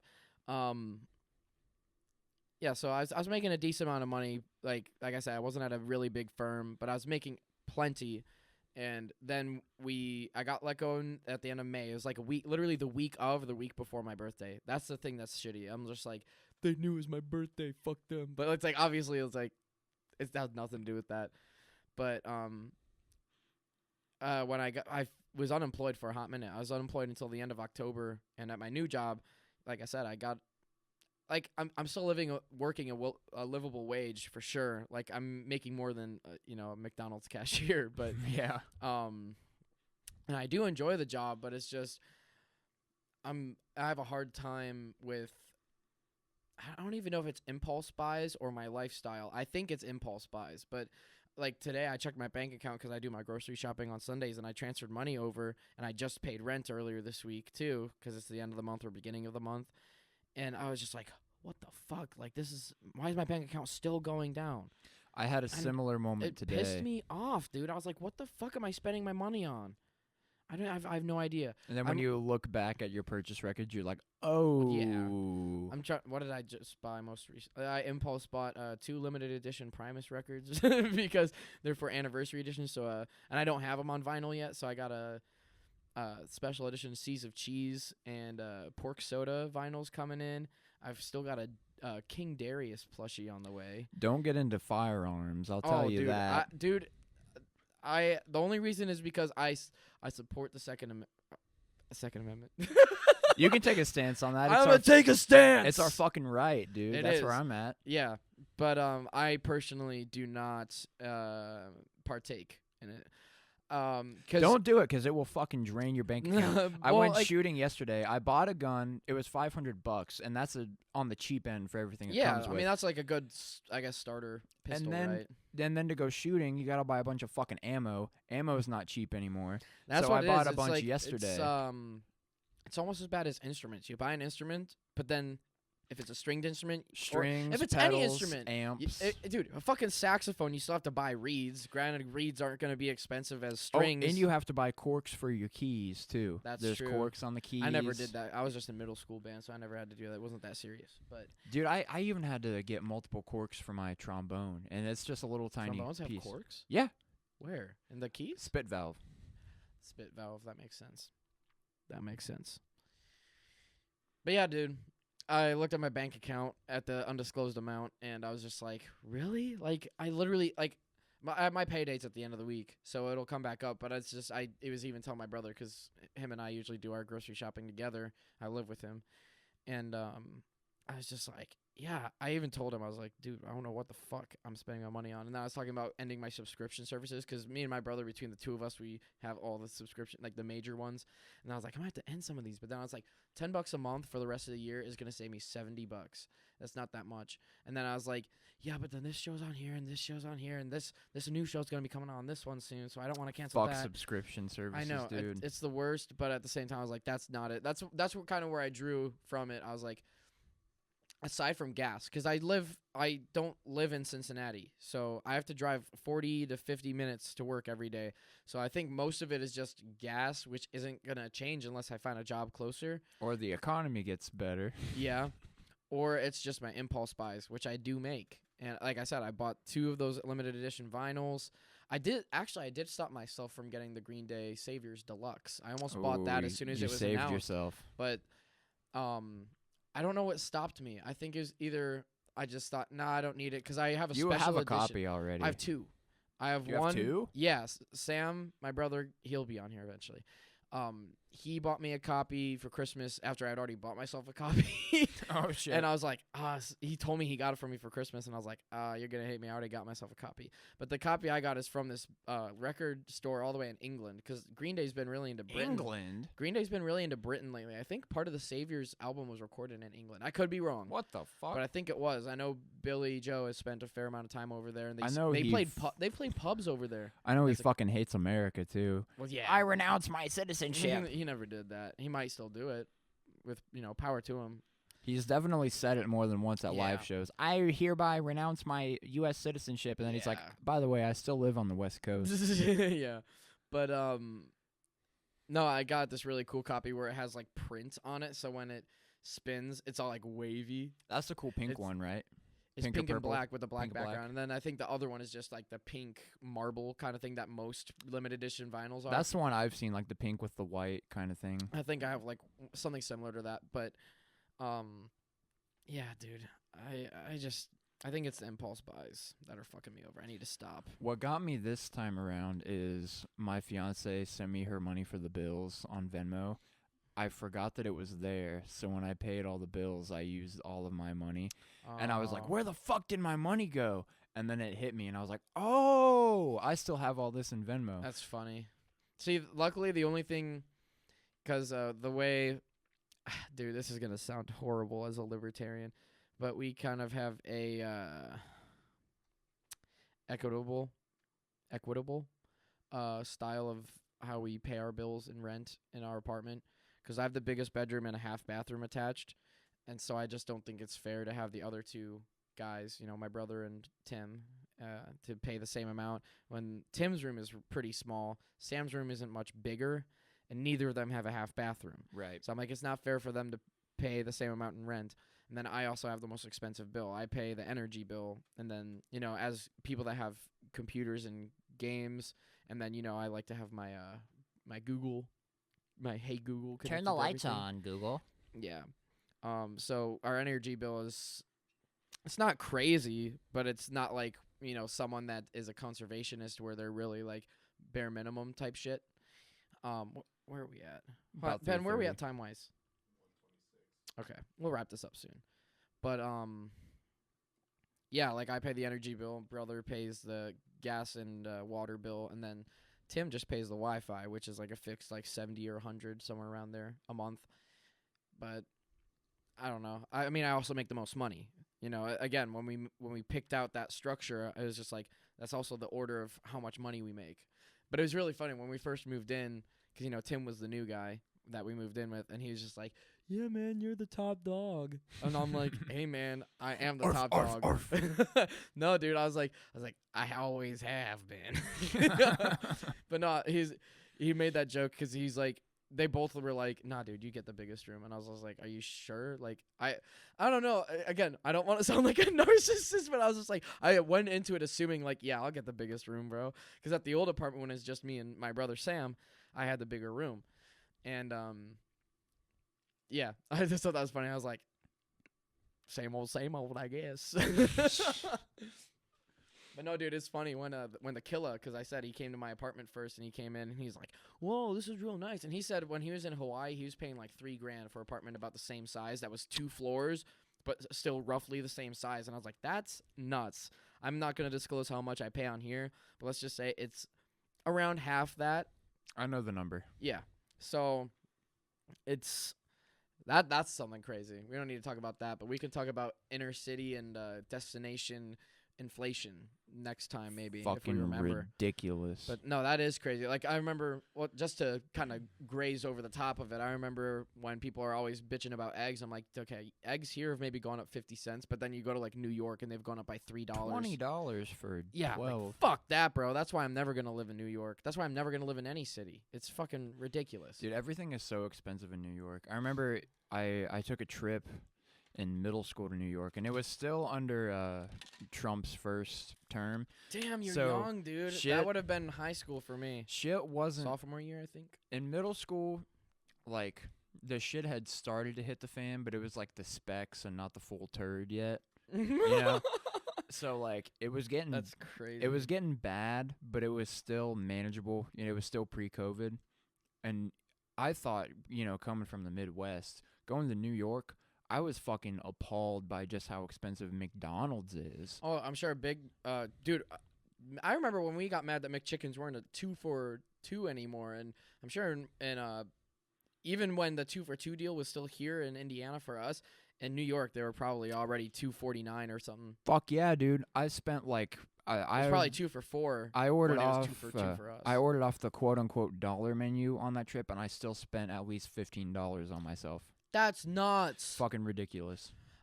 To be fair, they have come back with the buy one get one for $1, which isn't the same, but it's a good. It's an improvement. I feel They like gotta be competitive. yeah. I don't know. I don't eat McDonald's anymore, but I try not to, but back to the spending part, where I found myself failing a lot is at my training and stuff. I need to start meal prepping, because what's been happening is at my old job I could cook my dinner before I went in, and then I would go in and eat it there. Yeah. Now I can't do that, so I found myself like, oh shit, I don't have anything to pack for lunch or dinner. Just go down the block, right? Let's- It's like 2 blocks away, the McDonald's. Yeah, there's a The bunch of courthouse, options. Right, you're at There's- the courthouse. At the courthouse. Yeah. There's the McDonald's, there's the Taco Bell, there's a Gold Star, there's a Subway. I mean, there's Pizza Hut too, right? yes. So there's all this convenient shit that's not good for you, and it's expensive just around the corner, but Yeah. I don't have anything else packed. Dude, you know what my issue? I did come to this conclusion earlier because I shopped for my groceries right before recording this today. So did I. Really? Yeah. That's crazy. I went grocery shopping. What time? I left about 11:45. No way. Me and my brother left at 11. Nice. That's crazy. Yeah, we're intertwined, dude. Same person, same person. But no, I was telling my brother. So my brother was out of town with the rest of the family. That's the one thing about my new job is I don't have like any PTO. It's old fashioned, family owned. It's just an old fashioned company, so I don't have any PTO till like I'm there a year, which is crazy. I don't have any yet either. It's okay. Yeah, but okay, I'm not gonna talk about my job anymore. But anyway, my brother was out of town with the rest of the family, so it was just me and Tim, and I impulsively bought a chest freezer. Oh. Just because, so it kind of is weird because in one way it's like having a fridge that big for 3 people that don't share food. We all buy our own food. We don't share food. I mean, we'll cook. Sometimes I'll cook a meal for all 3 of them. It's just like steaks, and I'll make veggies for everyone too. But for the most part, we just don't share any food. So it's like I take up the most space because I eat the most fresh stuff in the fridge. My brother has probably the most space in the pantry, and Tim just doesn't really eat a lot. He just eats like one really big meal a day, and he'll have like a snack or 2. But we were just always worrying about the freezer, so we bought a chest freezer. And when we bought it, I was like, this is just to put some stuff into if we run out of space. And then I was like, we're not gonna stuff this thing. And we've had it for a little over a month now, and it's stuffed. Oh damn. Because I was talking about the whole money thing with my brother on the way back. I was like, damn, I have like no money. That's not true. I'm not broke. I'm not living paycheck to paycheck, but I'm spending slightly faster than I'm making, which sucks. Eventually, I will be living paycheck to paycheck. It'll But, catch up to you. It will. That dude. happened to I me. for real. I do need to make a change, but I was telling my brother, I was just like, me and him talked about the subscription services. I was like, oh no, but this show's gonna be coming out like in a week or 2, so I can't do that. Cancel that one. And I was like, I don't know what it is. That it's got to be the impulse buys. And then we get home and I look at the impulse buy. I look inside the impulse buy that is the chest freezer, and I look at all the fucking meat that I've bought. I have like 6 or 7 steaks, 3 or 4 pounds of ground beef, and 3 or 4 fillets of salmon. And then if on you top ever of need that, help eating all of that, I will help you. dude, you know how we've had little pool parties at producer Bar's house in the past. I always have like an entry fee. I'm like, hey, it's gonna be $10 for the steaks, boys. Right. But, no, dude, it's. I think that's really what it is. If I'm being honest, like I'm spending too much on groceries and not eating it fast enough. Cause like I told Shawty this the other day, when she called me. I told her, I'm like, I eat very routinely. I eat the same breakfast every day. And I will say on my breakfast foods, that's not the stuff I'm overbuying because I'm very systematic about that. I run out of blueberries every Saturday, so my yogurt in the morning is without blueberries Sunday. That's just how I roll. But no, I'm telling you, it's got to be the meat. and the snacks. Like I'll buy a thing of hummus and like those like flattened pretzels you can get at Aldi. Yeah. I'll buy those, and that will last me 4 months. No Not the shit. hummus. The hummus I'll go through, so it doesn't go bad, obviously. But like those pretzels will last me 4 months because I just don't eat it that much. I'm like, if it's taking me 4 months to go through a whole bag of these, I probably didn't even need to buy them. And but it's really the worst with the meat. Like I don't need that much steak. Like I eat ground beef twice a week, and I only eat half of it at a time. So I cook 1 pound of that a week. Have 2 chicken breasts a week, and then a fillet of salmon and a steak. So really, I would only, in my mind, the way my mind works, I only need 1 backup. I like to have 1 extra of every one of those, and most of them come in single packaging except for the chicken breasts. But Sam's Club is the way to go for chicken breasts. well, the thing is though, is that I literally I've gotten into pork tenderloins because the Aldi chicken breasts have been lacking. I lately. told you pork tenderloins were good. Well, I buy the pre-seasoned ones, so they're like cryovac and the marinade. Yeah. And I just try to find one that's like around a pound. So because like I am a big back when it does come to my dinners. I structure my meals so I eat a normal sized breakfast ish, really small lunch, and then a huge dinner. Like my dinners are around like 900 calories. Yeah, I have like I think I have 2 now, maybe 1. Pork tenderloin, like I said, I have like 4 steaks, 2 or 3 salmons, and a bunch. I just bought more chicken breasts, so I have like 6 chicken breasts and a cryovac seasoned chicken breast that has like 3 in it. So I have like 10 chicken breasts, and I'm just like, that's what I'm spending all my money on. But it's like, Damn meat. yeah, dude. But I need Hit the protein I gotta goals. hit my protein goal. I gotta hit my protein goal. 1 gram per body weight. I've been slacking, dude. I 'cause haven't. you're getting that I've- Pizza Hut, dude. Just I've been literally slurp so- down Gold Star chili every day. You'll hit it. You'll hit it, bro. There's beef in that shit. There is beef. I do need to start meal prepping though. I haven't been able to go to the gym. I ran out of creatine and I didn't buy it. Creatine, bro. I just re-upped today, but I was without creatine for like 2 weeks. I still so- just do the plant-based one that has the creatine in it, and I just have Amazon Subscribe and Save. But that's the other thing too, is that protein powder is like $45 a tub, damn. and I'm thinking like I get it. Well, the thing about Subscribe and Save is that you can delay the delivery, so it won't charge you. So like for a while I was getting it every time it's supposed to come every 2 weeks, and it's 19 servings. So eventually I'd have like 4 tubs of it, and I'm like, all right, I need to stop. So the last like 2, I think I've paused them or whatever. So like I don't need it. So I only have like 2 tubs at a time, but still, it's just that. And then for some reason, I'm really into getting electrolytes when I hit cardio. So I buy like the expensive shit. It makes you feel good. It does, but it's just like $40 for 20. I think it's 30 actually. $45 for 30 like Crystal Light packets of electrolytes. Yeah, It's you'd a almost little expensive. You'd almost be better off just getting a case of like the Body Armor IV or something.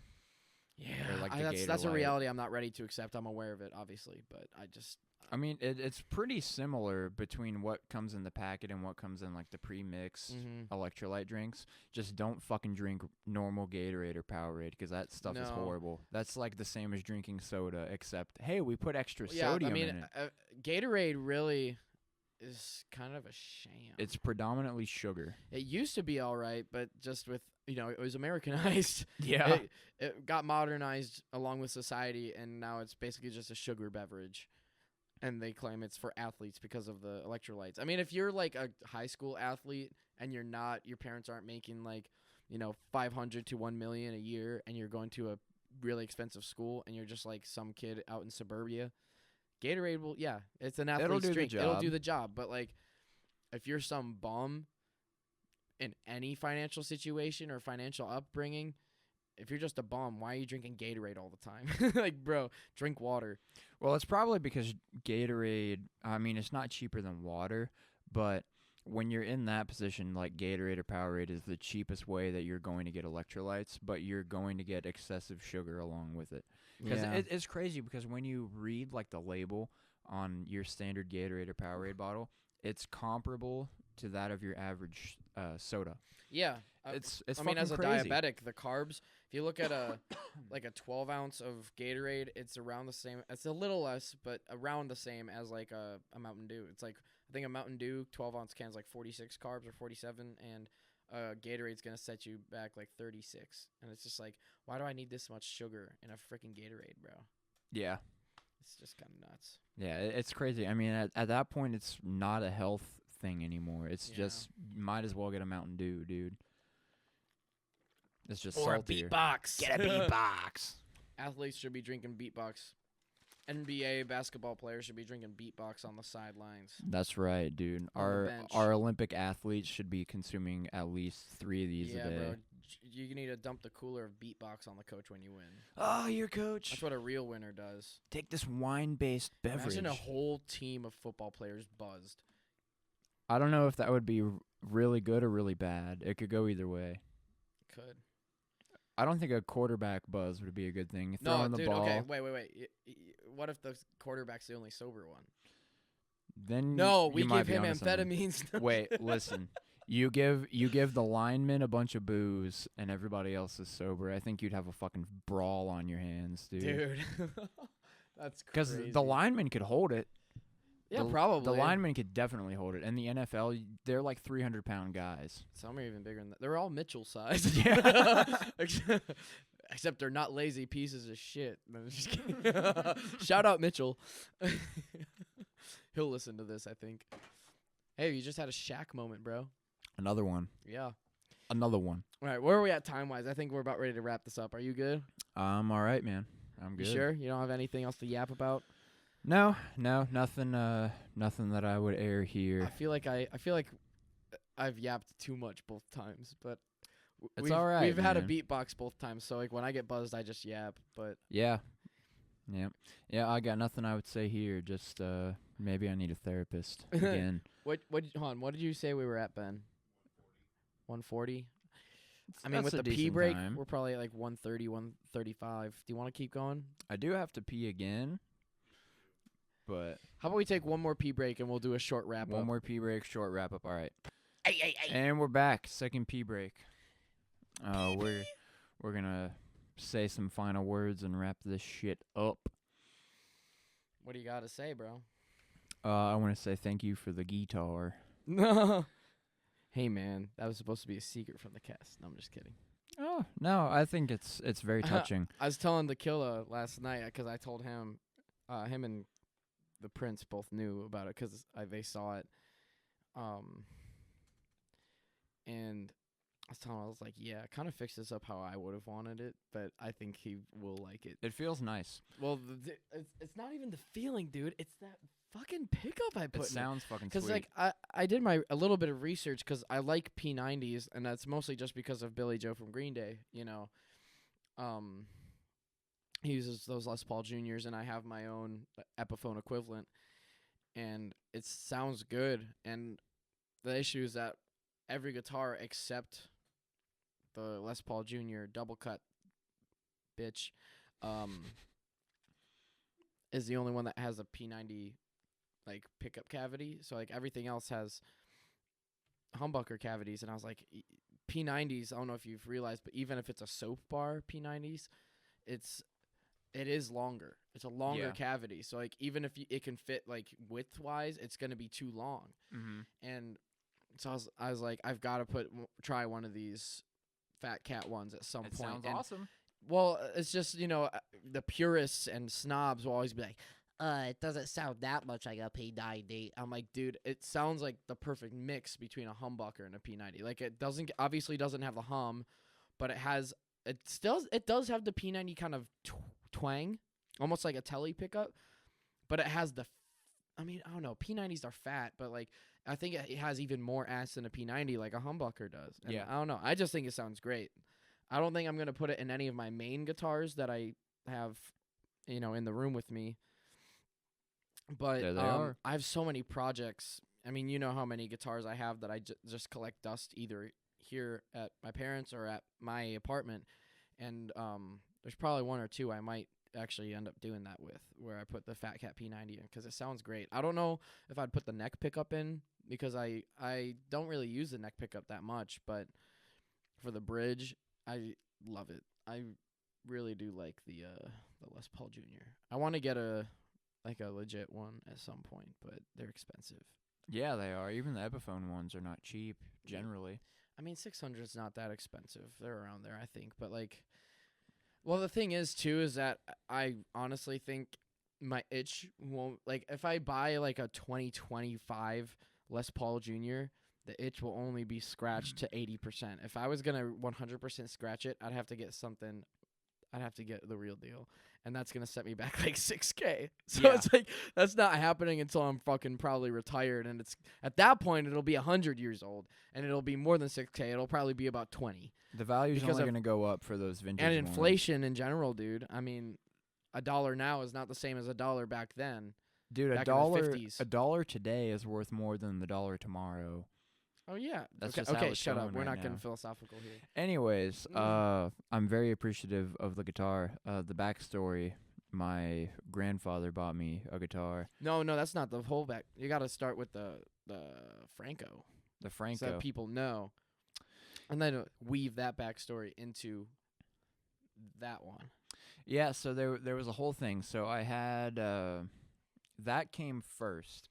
So It's my just a bullet strat hardtail. yeah, it's Squire bullet strat. it's like the 20th anniversary, like a gray and black Squire Bullet Stratocaster. like 2002, back Yeah. when Squire was like Yeah. pretty mint.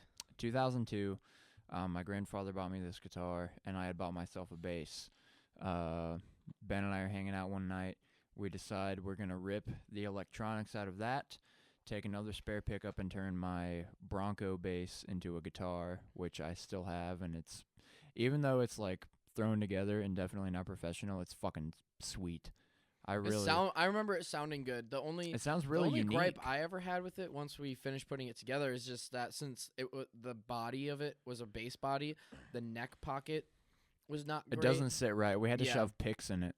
Well, not even that. I'm thinking more of fret access. As someone with small hands, I probably couldn't even reach the 17th, or I could probably reach the 17th, but the 19th fret, don't even think about Oh, it. see, it's not a problem for me. Yeah, you I have like can- normal hands. I mean, your hands aren't huge, but they're normal. I can reach the frets fine on that. But anyways, this Stratocaster has been sitting without electronics, without strings, just completely gutted for what, like 2 years, 2 No, or 3? dude. We built the Franco in 2020. Oh fuck! So like 5 years, it's been sitting gutted. Dude, we collecting literally built the dust. Franco like our third time ever hanging out. Don't you? You don't remember that? I do remember the night that we made it, but I don't remember That was how many dude. times we had hung out at that point. that the night where you rapped Real Slim Shady? With the Was green, that the same night? with the green, The green shorts? the green shorts. These Yeah. pants are really green. These pants are so green. And I was like falling over. Sorry, Mom. Anyways, this guitar has been sitting collecting dust, and I've felt kind of guilty about it because my grandfather bought it for me, and I haven't played it because I had nothing to play. And Ben had the kindness in his heart to get electronics and a bridge and strings and everything for it and have it professionally set up. And it's very, very awesome. It sounds fucking sweet. It plays fucking sweet. And it's very touching to me. And Ben, I appreciate it. Yeah, bro. Yeah, like I said, I plan on doing it for Christmas, and I think I got the bridge in November, and I bought the pickup around mid-December, and then I just never ended up building it. But last week, yeah, I think it was Sunday last week, I was just like, fuck it, I'm gonna put this together. And that was the first time I've done surgery on a guitar in a while. I mean, you've seen my guitars, like right when we were first hanging out, I was doing surgery fairly often. Yeah, pretty frequently. Enough that you could build the fucking Franco. Yeah. So, yeah, it was really, I don't know what the word is. I guess refreshing, 'cause I kind of guessed the wiring diagram in my head, because it's only 2 wires. So usually with a humbucker, you have a north pole, south pole, ground, and a live wire, I think. The live wire goes to the volume, and the north and south pole, if you're not doing coil splitting, that just goes to the pickup selector. So you'll twist them together and then solder them to the one position on the pickup selector. And that one does not have a pickup selector. No, but it only has the 2 wires. So something I didn't realize is that, you know how like some pickups, the sleeve outside will actually be made of metal, and that's the ground wire. Huh. So I just had Interesting. to solder the sleeve to the volume pot and then put the live wire on the peg on the volume pot, and it was just as easy as that. And but no, it felt good to dabble in it. It was a really easy wiring job, but when I had our guy set it up, I was like, "You didn't audit my electronics work, did you?" And he's like, "No, I didn't take a look under the hood, but it sounded great." And I was like, "Yeah, dude, I don't. I'm convinced someone else. I mean, I'm not fully convinced, but I'm pretty sure because I can't imagine that in 2002 the pots were that smooth on a budget instrument, but that volume knob is really low friction. It's surprisingly smooth. It's It's well, always no, been but that the way. friction it turns very easily, Yes. and like they make volume, they make, I guess, just pots in general that are high friction and low friction. Um, and that one seems very low friction, so I don't know if that's stock. I mean, if it's stock, that's a steal. But I don't know anything about it aside from when it was in my Yeah. possession. I don't know if it's my OLP or the Wolfgang that has a really. I think it's the OLP because I think I bump the volume on that sometimes at gigs, and it's really low friction. I'm like, fuck. Shit. Yeah, but That's how my Austin bass is. Really low friction? I'll find myself accidentally bumping the volume knob for one Oh. of the pickups. Then I'm like, why does my bass sound like shit right now? And it's I bumped the neck volume, yeah, and then it's lower, so I'll have to turn it up. you should experiment with that. I have done a little bit, not on my Austin bass, but on my Squire one. Yeah, I've experimented with different tones. I found that I really like going for the Jocko tone, where you turn down the neck pickup about halfway, and then you let that bridge pickup really like shine through. dude. Bridge pickup FTW. Yeah, it Bridge sounds pickup, really nice. dude. I mean, that's just how I roll, but I love the bridge pickup. It gets so much power, and they're just higher output in general. I mean, yeah, that's one thing I will say is, if I am going to use a neck pickup, I'm really picky because, I like my neck pickups to be reversed, so the screws, like some humbuckers have like the actual screws in the one side of the bobbin. right. I like that to be lower because Mhm. if it's a little closer to the bridge, it still has that creamy neck tone, but it also gets just that few, like that 1 centimeter or 2 centimeters of changing to the other side will give it just that tiny hair of more bite to it. So that's what I did to my OLP Ernie Ball type thing. I did that, but I think the Wolfgangs come like that. Mhm. But it's awesome. I love it. Yeah. Experimenting with sounds is fun. Yeah, I've been having a blast doing it. The only thing that sucks about going for that like kind of Jocko thinner tone is Is that you're not Jocko? well, of course I'm not fucking Jocko, but it doesn't work for what we're doing. For What do you mean? for what we're doing, having that thinner tone, at least from what I've listened to, is it doesn't apply well. For being a 3-piece, when I'm on the bass, I have to be very thick and fill out as much space as I That's can. true. Well, especially during like guitar solos. Yeah, that's the next point I was going to make is when you're soloing, if my sound is really thin, there's going to be nothing there filling that rhythm roll. Is that Jocko tone you're speaking of? Is that like similar to like the Les Claypool where it's kind of really mid focused? Not tone? really. It's more treble focused. Interesting. It's really on the high end. If you listen to Jocko's stuff, it applies really well to a funk sound. I've Because only ever heard, I think, one Weather Report song in my life. Otherwise, I don't know any Jocko. you got to listen to some more because he's very I'm good. not a bassist, But, dude. Why would I but stoop so low? His sound, like I'm just kidding. you'll know what I mean when you listen to him. His sound is thinner than most. It's not it's not really distorted, so it's not it's not excessively compressed, but it's thinner than most. It definitely takes up more of the high end because it's not that he's doing lead stuff all the time, but he's a very busy player. Yeah. So like he Les. Yes, except I mean, because Les's his recent tone definitely is a little more bass EQ focused, but I mean his early tone. That's the tone I like from Les is the early tone where it's really kind of not quite farty, but it kind of is almost like that Geddy Lee tone when they were in their prime too. It kind of had that good punch. It broke through the mix. There was melody in the bass lines. It wasn't just providing a foundation, but it was also part of the structure itself, you know. Right. Yeah. And it's a very similar thing listening to Jocko's stuff and other like funk pioneers from Oh, the yeah. time. That was just kind of the thing to do. You take a J bass, you turn that neck pickup down, you thin it out, and you let the horns and stuff do a bulk of the rhythm work, and you just go fucking nuts. Yeah. With the fretless bass that you made in your basement. Yeah. Yeah. That's what's up. That's what's up. So I've had a lot of fun experimenting with that tone, but I haven't found the perfect place to apply it yet, except with jamming with the drummer from Ohio. We'll say that. The Skibbity Ohio drummer. Skibbity Ohio drummer. I feel like, I don't know. I miss Mason. Oh, I never revealed the good news. What's the good news?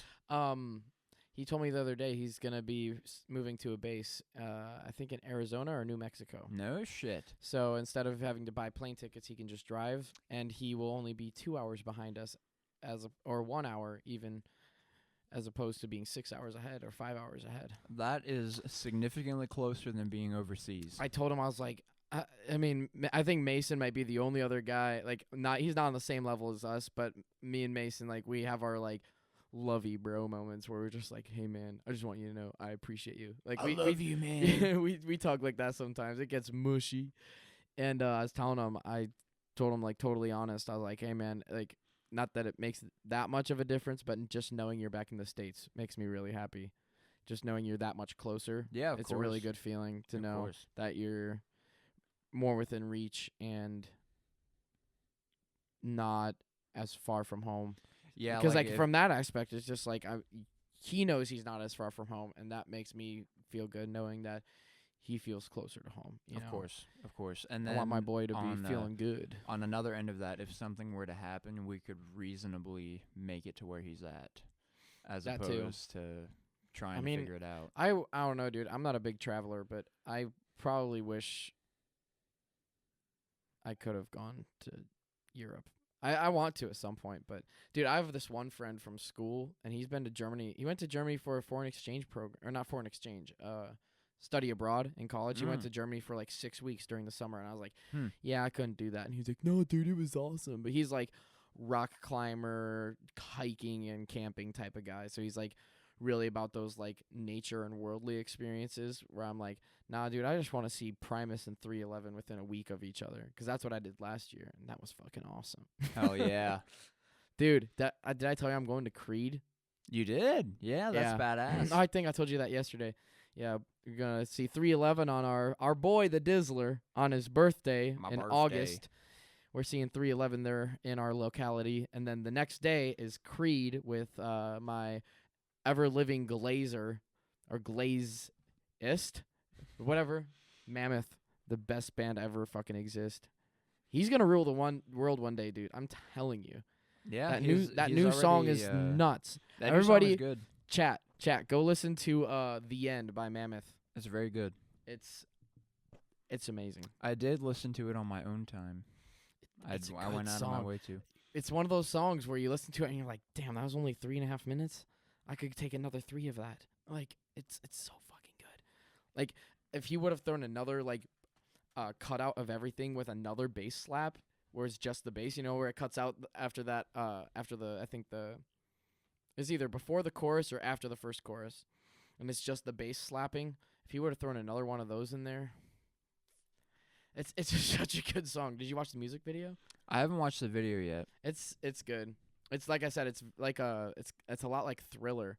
It's like a mix of Thriller and Hot for Teacher. The only Hot for Teacher thing he does, like if you ever seen that video, you know, Eddie walks down the table in the library during the solo. Yeah. Wolf does something like that. That's cool. And everybody was like, "Oh, that's so cool." You know, like that's another thing I love about Wolf. See, you know, here starts the glaze. But it's every time he does a Van Halen reference, it's always subtle. Yeah. He doesn't just like straight up just play Eruption and then go My into a dad song. was in Van Halen. Look Yeah. at me. Like there's 2 Easter eggs really in that song. There's one in the music video and one in the song itself. The one in the song is when he goes take one. There's a song from the 1988 album OU812 where at the beginning of a song that starts with a tapping intro, the person in the control room goes take one. And so Wolf, when he was in the studio, he shouted it into his pickup.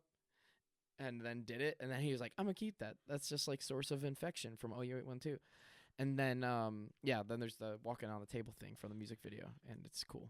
I respect the hell out of Wolf for keeping it subtle, because in his position, it would be so easy to just ride on the nepotism of being like, hey, Dude, look at how people cool my dad people was. literally rage bait him for not riding on the coattails. But then if he does by chance, like when he did the thing at the Taylor Hawkins tribute, there's people shitting on him for that, and he was just like, no one's ever gonna be happy with what I'm doing. That's why I'm just gonna do what I want to do. Yeah, and it's exactly. not gonna matter. He needs to just keep carving his own path, because nobody's going to be happy either way. Yeah, There's like, going to be people that'll be like, hey, you should reference your dad more. And then there's going to be people like, hey, you're too much like your dad. What the fuck is wrong with you? You know? yeah, He's perfect right now. I can only think of like one super solid reference from the last two albums, the first and the second, where it's a super subtle reference. One of them on the first album is so at the end of the song, So This Is Love by Van Halen, Eddie does like a chuk chuk with the flanger on, so it kind of has that whooshing, that jet whooshing sound, and he throws that at the end of his own song, Don't Back Down. And that's was like his first little Eddie Easter egg. I remember that one was all over the radio when it came out. Yeah, dude. Well, the end has been getting crazy press from like not quite like some independent journalists, and then although like what's the one that's on YouTube? Rockfeed? Yeah, I think Rockfeed was glazing it. It's because it's good, and then but on the second album, there's just one, you know, that song Right that has the crazy double kick breakdown. That's like Meshuggah. Yeah. There's a run where he does that in there, where the rhythm and the articulation in that little run is very, very Eddie Van Halen, and I think that was intentional too. But aside from that, it's like then that's all you get, and I'm just like, he's just really good at what he's doing. He knows what he's doing. He's baiting the audience for musicians, because like that's the other thing too, is like not all of his music is accessible, but it's not just for casual music listeners. He also a lot of his stuff is for musicians too. That's what makes him see, dude, here we go. We're on this fucking rabbit hole. But that's what makes him so good, is that he finds that cross section where you can listen to any song on an album and think, as a casual listener, wow, this is a really good song. This sounds like Blink-182. And then if you're listening as a musician, you're like, huh, I never thought of that progression.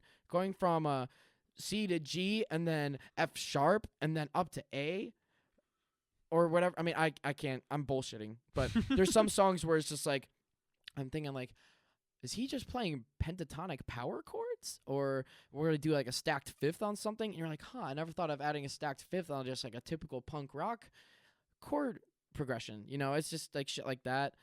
Or like on the newest one, he's slapping guitar. It's like the only time I've ever heard slapping guitar is in like heavy stuff or just math rock, like Animals as Leaders, you know, Tosin Abasi. And now here's Wolf doing it tuned to E standard and making it accessible for pop rock listeners. That's what makes him so great. That's what makes him an absolute legend. Glaze is over. We need to end this before it picks back up. What are we at time-wise? We at 2 hours? We're at definitely over 2 hours. 2:06. All right, yeah. We've probably got about an hour 50 then of content, so I think we should wrap it up. All right, well, we'll call it here. Thank you guys for listening to the second official episode. If I ever get my computer fixed, maybe at some point we'll release the snippets, but I don't know. Yeah, now my challenge is thinking of a good poll to put under this one. We got like 10 votes last time, so. I was one of them. Yeah, I know. I was like, you're fucking turd for you commented on it too. I'm like, you're a dweeb, dude. Team Gorilla. Team Gorilla. Well, no, you know it's gonna be this time. It's 100 men versus one gorilla, because Gorilla won the last one, right? Fuck the grizzly bear, bro. All right, well, let's wrap this shit up. Yeah, thanks for listening. If you hate us, tell us in the comments. Fuck you. Yeah, but if you also hate us, fuck you. All right, see you later, chump. Bye-bye.